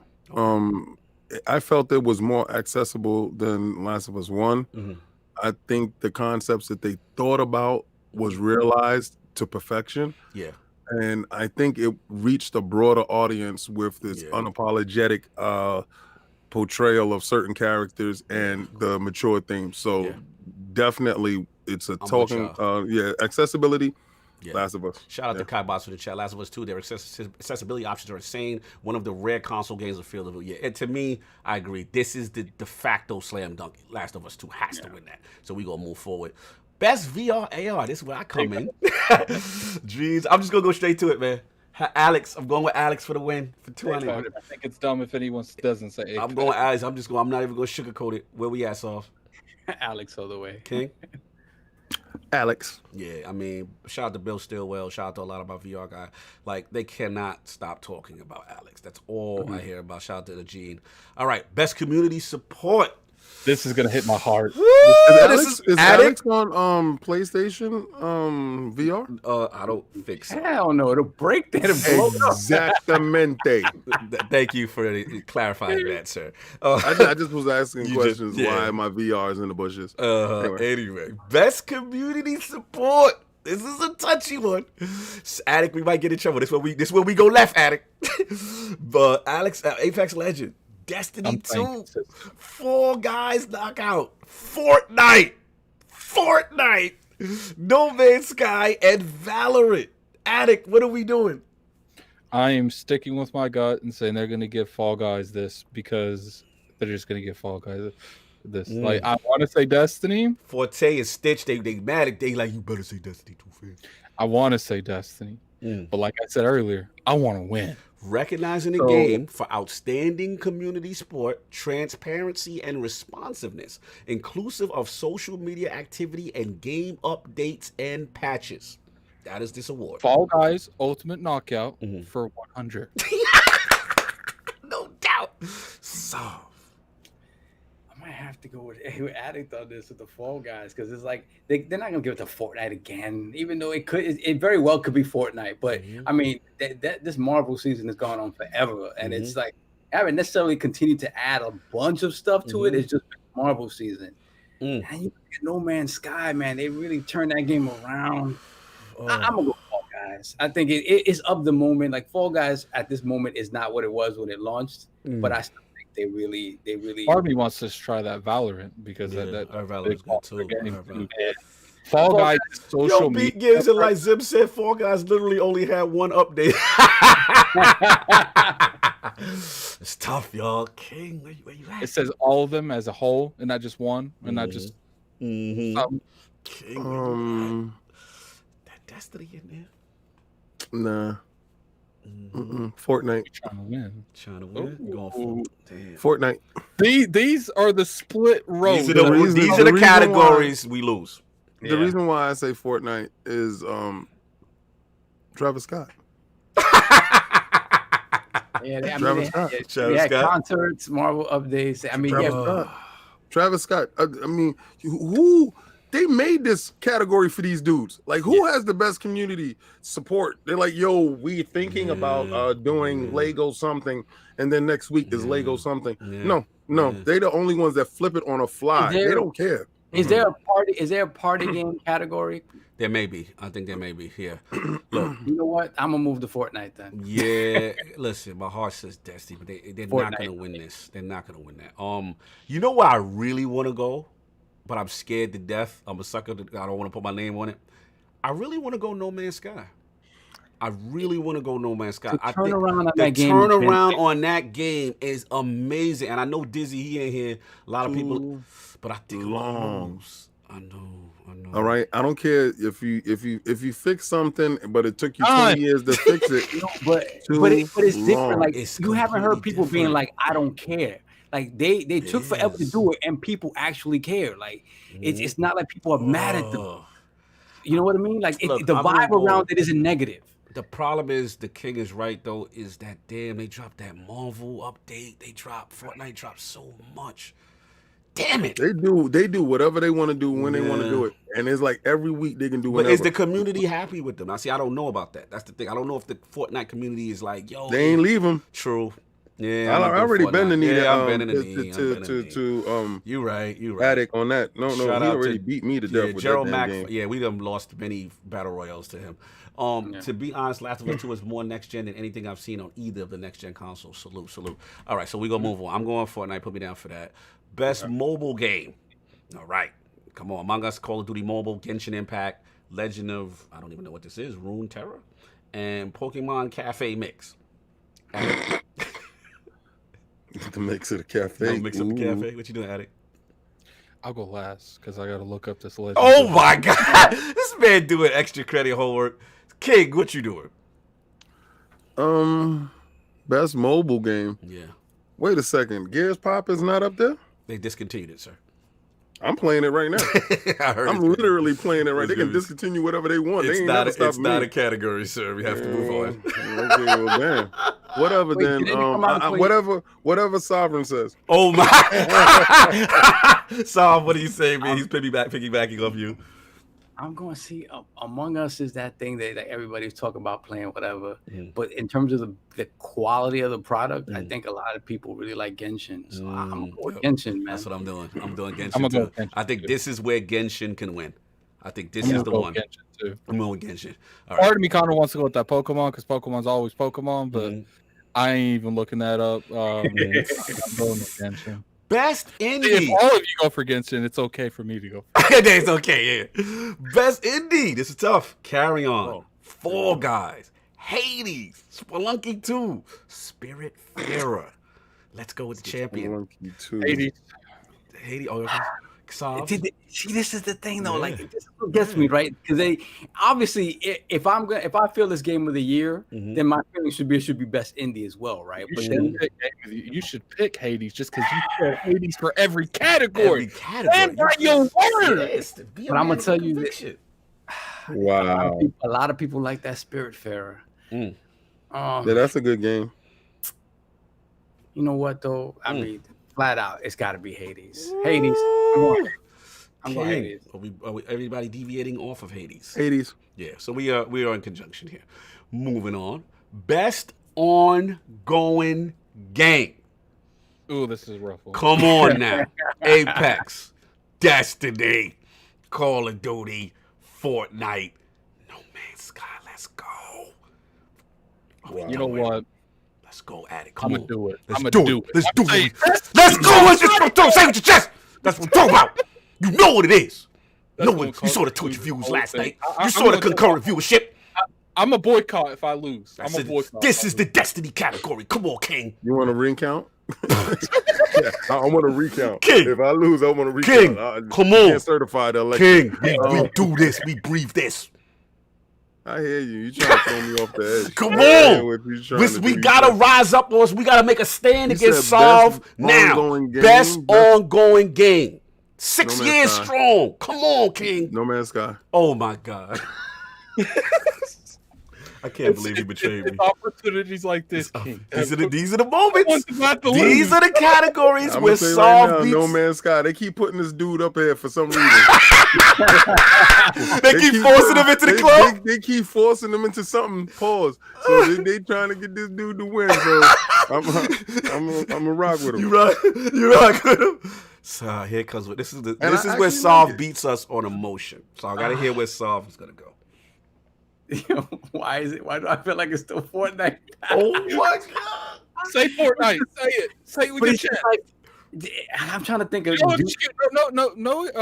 no reason. Do these industry people after voting for them for like 4 Yo, the years chat said King is on to something. Why they keep putting? Yo, the chat is loving King right now. Yo, you know what? I'm a rock with King. I think they have to give No Man's Sky its roses somewhere. Right. Yep.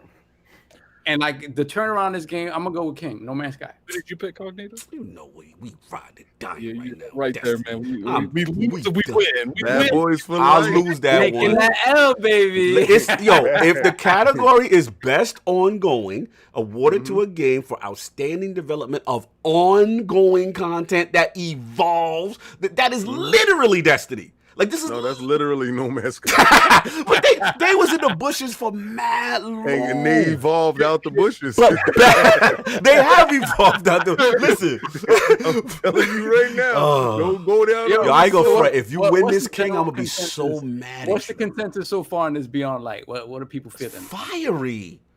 Nah, John Blaze. Anyway, not what I'm hearing. time. Move it on. All right. We can't keep giving people enough time to change their Yeah, mind. you're right. Games for impact. Damn, I ain't playing none of these. Except if found. Kentucky Route Zero TV edition. Spirit. I'm gonna make my vote in Spirit Vera. Tell me why. And Through the Darkness of Time, because I've heard a good thing. Oh man. Yeah, that Through the Darkness. I remember. I heard a lot about that. I don't know. It's either Tell Me Why or Spirit Fair. I'm rolling with Spirit Fair. Yeah, Spirit Fair for me. I'm gonna go with Tell Me Why. Tell Me Why. That's a good game. Oh God! Tell me why, King. Let's go. Oh yeah, remember that? Tell me why. Listen, yeah, tell me why they got that game up there. I'm gonna tell you why they gonna win. King, tell me why we about to win because we picked Tell Me Why. What you got? So you got to Tell Me Why too, Attic? Yes, I got to. All right. Oh, here we get into the bitty gritty now. Now we get into the cook up. Best performance. Ashley Johnson as Ellie. Laura Bailey as Abby King. Tatsuki Tatsuchi as Jin Sakai. Logan Cunningham as Hades. And Najee Jeter as Miles Morales. This is heavy. I think this is gonna be the minority. King, I'm going with you first. This is going affirmative action pick. You think Miles jumps in? You think Najee get this? No, I'm not going with him. I'm going with Abby. I'm just saying. I feel that I'm gonna lose this, but I feel that this is the affirmative action pick, and we're gonna put Miles in. You know, you have to know how much King was really messing with her about to lose this man. Yo, he was going hard body. Nah, she's the greatest thing since sliced bread. I'm with her all the way to the death. I know you ride it. I knew you was doing this. I knew it, but I need Solve. I need to know what the champ. I'm riding with Abby. Mm. I think regardless of all the vitriol she got, like nah, man. That performance was crazy. Over Ellie? I still can't bring Over myself Ellie? to play that game again. Over Ellie, I can't bring my Ellie's was great, but I really disliked her a lot of that game. Like in a way that I didn't dislike Abby. So no doubt. I gotta ask Attic, because you're very controversial with that game. Where you at? I don't know. I know this has got to be tearing you apart because you like all these games, pretty much. All right, affirmative action. I want to see that middle one. That's what I. You know what? I would love it, but I want the W. I don't care about my opinion. I want the W. And I gotta pick different ones from Solve at one point in time. And I said I'm gonna pick Last of Us all the way, so I gotta roll with Ellie for the win. Oh, you really breaking off. Okay. Shout out to Kai. He said Ghost, Miles Morales still on release. Okay. Listen, I want to, God know I'm Cherry Blossoms, but I'm trying to win. And the sad part is, I think, who said it in the chat? Zim? Yeah, he said his performance was a little flat. Certain parts he was flat. Yeah, I'm going with King. The Abby thing is just too much in these streets. Shout out to JD Gamer 20 last super chat. Just dropping a little support for these lords while collecting all the respects for these Sony fanboys talking about power and Xbox not having games when the narrative changes again in 1 to 2 years with new tools and studios. Salute, JD Gamer. Look, this is gonna be. I'm looking forward to this category because best performance, that's tough. All right, best. Yo, and no one mentioned. I'm telling you. I know Hades. Hades. I heard Hades is amazing. Anybody could win this. If no one picks Hades and it wins Hades, then I'm okay with that. Best audio design. Let's get it. Doom Eternal, Half-Life Alyx, Ghost of Tsushima, Resident Evil 3, and Last of Us 2. Recognizing the best in-game audio and sound design. Oh man, what we doing? Who brave enough to say these first? I gotta go with Alex. But I don't know how many people, even in the press, I don't know who played Alex. Like audio design. Yeah, at the end of the day, it's like hard. I told you, man. It's like I told you, and I think Ghost or Last of Us is winning this. One of those two. Doom has amazing audio sound, but Doom is Doom, and Last of Us is Last of Us. So I got to stick to my guns and go with Last of Us Part 2. Last of Us, best audio, King. I gotta go with Last of Us. When I hear they shot Tommy, I'm sorry. I'm sorry. I gotta go with that. They killed Tommy. Though, because Solve made good points about Alex too. That's nice. The positional audio, like the cocking of the gun, like all that stuff. That's cute. And I'll be honest, like the wind blowing in Ghost. All that's cute, but did anyone play that? No. So the wind blowing in Ghost is amazing. I know. Yeah. No. Saul, pick that. It's okay. I think that's gonna win too. Pick that. Saul, what's your final choice, sir? Damn it! Give me a second. You pick something. Look, I can't pick the Cherry Blossoms again, even though I want to. I'm gonna lose. They're not gonna beat. This is too heavy hitter. Yeah, it's gotta be Last of Us. Like you said, hearing again, I'm about to play on PS5. Hearing the sound stuff and the individual call out there, it's a very revolutionary time with a lot of things they're doing there. And I think the reason why I'm gonna go away from Alex, even though it probably deserves it, is that I think they're gonna win their VR category and say, okay, we got you. You know what I'm saying? Don't say that. Let him. All right. But Solve is waiting on me. I'm trying to let Solve go. But Solve waiting. You left all that extra stuff out of there. Listen, I'm trying to do it. What we got? I'm gonna go with Last of Us. He was Solve to lose. What am I supposed to do if Solve said he want to wait until I go? Solve for the block. Solve with the cock block. He was going with Half-Life. If you would have kept your mouth shut, we would have. Now watch Half-Life win. Yeah, exactly. Anyway, best score of music: Doom Eternal, Final Fantasy VII Remake, Hades, Ori, Will of the Wisps, and Last of Us 2 for outstanding music, inclusive of score, original song, and/or licensed soundtrack. Attic, I'm going to you first because we're gonna fight if you don't do the right thing. I'll go last. Oh, you pass. All right. King is not this emotional about this one. King. No, Ori. This guy, Ori could win this. I want to say Ori could win this. Attic, are you coming back or are we going to solve? I want to say either Last of Us or your Final Fantasy. Bro. No, like part of me wants to say part of me wants to say Final Fantasy 7. But at the end of the day, it's still old stuff that's redone. Like yeah, that's true too. Sephiroth. Come on, you know what it is. You're trying to get me to lose because then you're gonna pick Last. Let's die together. Let's die together. Okay, you go first. Final Fantasy VII Remake. Okay, I'll go with the 2. Let's go. Sephiroth. Come on, when that beat hit, it's different. And the Genova, when it hit, it's different. Me and you are too emotional for this. Too emotional. We gonna die on this one. So do the correct pick that we gonna lose. I'm gonna join y'all there. Let's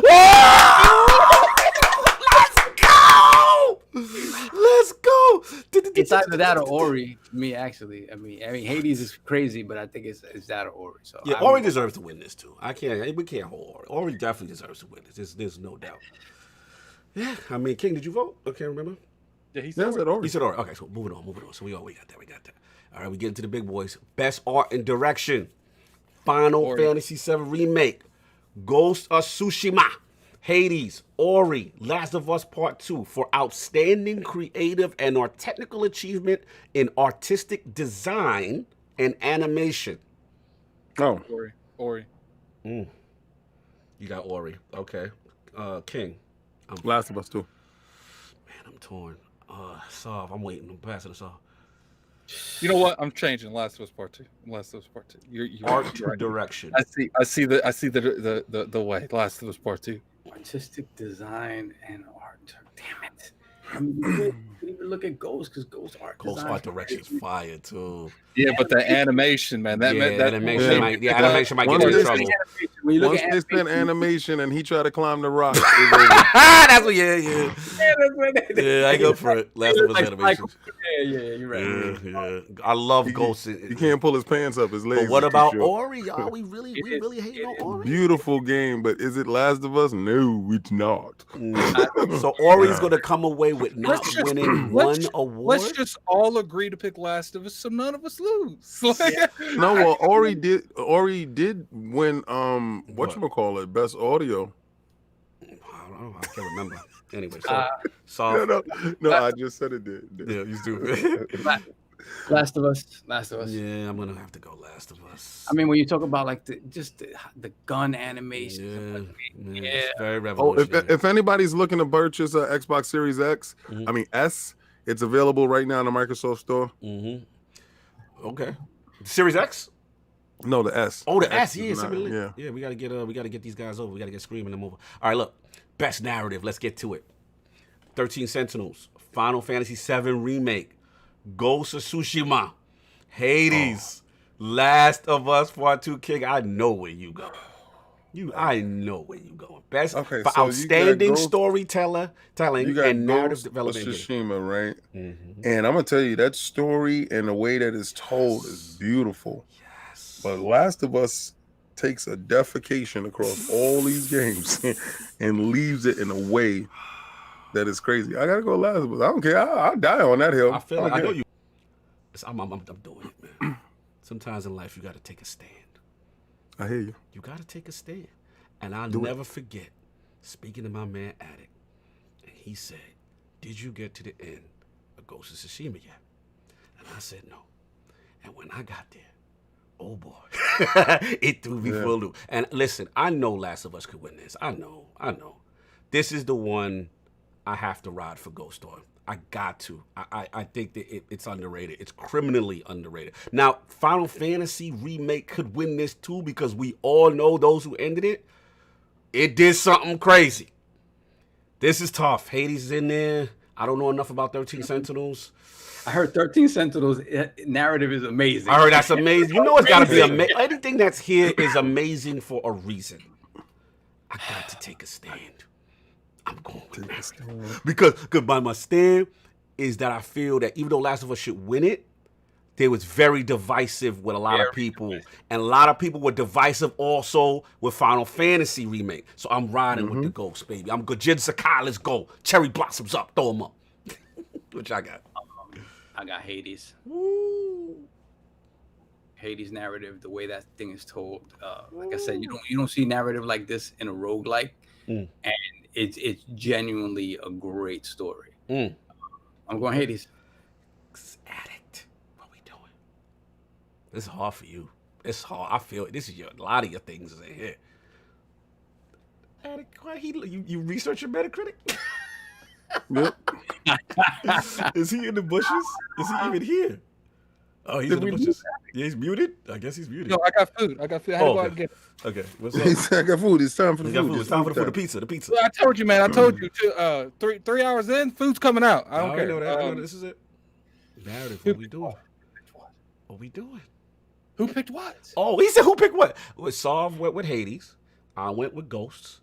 King is Last of Us Part 2. I got to go with the the winner of last year. I'm gonna go with Hades. Oh my God, that was Hades. Okay, follow the chat. Best game direction: Final Fantasy VII Remake, Ghost of Tsushima, Hades, Half-Life Alyx, Last of Us 2 again. The heavy hitters. Solve what we doing. Awarded for outstanding creative vision and innovation in game direction and design. I gotta go with Half-Life here.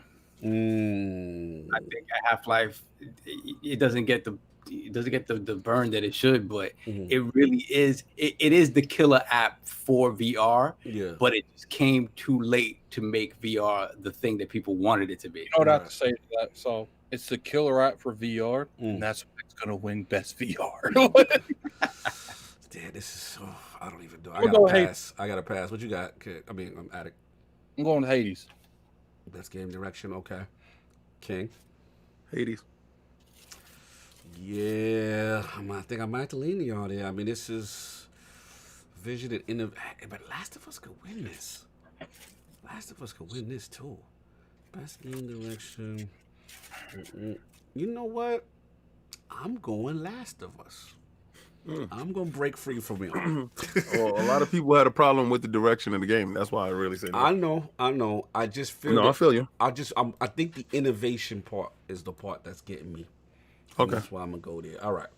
Here it is. 3 points. This is it. Y'all know what time it is. The big boy. Game of the year. Last of Us 2. I already know King is it. No Animal Crossing votes for King. Hades, Ghost of Tsushima, Final Fantasy VII Remake, Doom Eternal. Addict. I'm going last. Okay. Solve, returning champion, 3 points. This could break it. This could break it all. For me, it's funny because it was between two games, right? Obviously, Hades, and the other one, you'll be surprised. Ghost. And you know why? Why? Because Ghost has had, despite my feelings on it, and similarities to other open world games, there's been a lot of press that really loves this game, and then you add legends on top of that. And I don't think they're separating the two.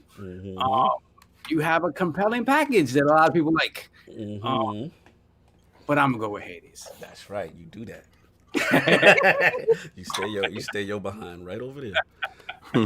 Y'all know what time it is. Y'all know who I ride for. And Solve said it best. Complete package. You know I'm riding with the Sakai. Throw the cherry blossoms up all day. This is gonna be hard. I don't know if they're gonna do it, but I'm dying on this one. It's gonna be hard. No, I'm dying. Yeah, the complete package. Nothing more I need to say. Addict, I need to know your answer, sir. I want to say Animal Crossing. Yep. But the reason I want to say Animal Crossing is because I would win the bet. And Forte says the only game that can win. He said it's Animal. He said book it. Here's the thing, y'all. We got to say this. Animal Crossing has to win something. It ain't winning game of the year. I don't think we've gave Animal Crossing any love on any category. Not out of none of that. He trying to steer you the wrong way at it. Don't listen to No, I'm just saying. It's not winning game of the year. Give a family game. Slow-mo says Solve must want to lose to choose Hades for this. Let Solve pick. Yo, I'm leaving Solve alone over there. He's locked in. Game of the year is The Last of Us 2. I feel that. Addict, you have that closed the PlayStation 4 generation. I feel that. Boom. Addict. But it was so divisive. Like, it's so divisive that I just couldn't go. I like Last of Us 2. So many people were disgusted by that ending. Like, and they had to play it. I don't disagree with you though, but I completely agree with you. Ghost of Tsushima was such a fantastic game. It's the complete package. But we talk about the industry. Too. You going last? Traitor.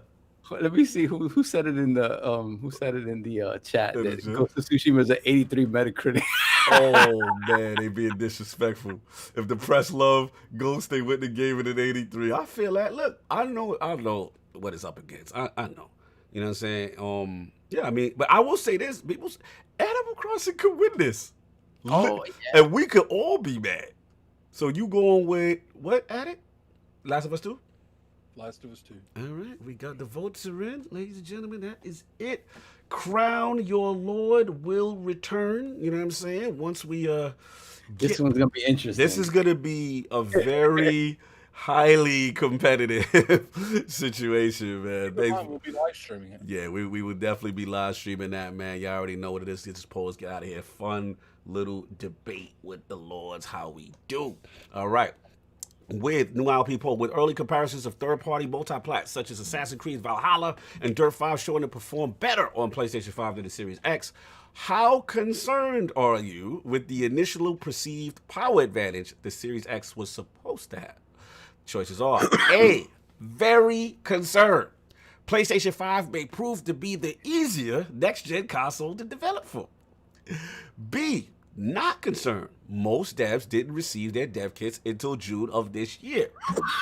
Or C, stop damage controlling when your TCL don't got VRR to see that screen tearing. We know where King's going. We know where King is. I figured King might go that way, so I put that in there. Shout out to all those who was participating in the vote. Yo, shout out to Lord Thor that came through, man. Salute. You know what I'm saying? Darth Castle X, the statue community. It was super lit, man. Yo, thanks for rocking out with y'all the whole thing. Let's get these outros rocking. Lord Addict, where can the find people find you? What you got going on, sir? I'm eating. I'm skipping my intro this week. Pizza. No doubt, no doubt. Lord Sov, the return of Lord Sov.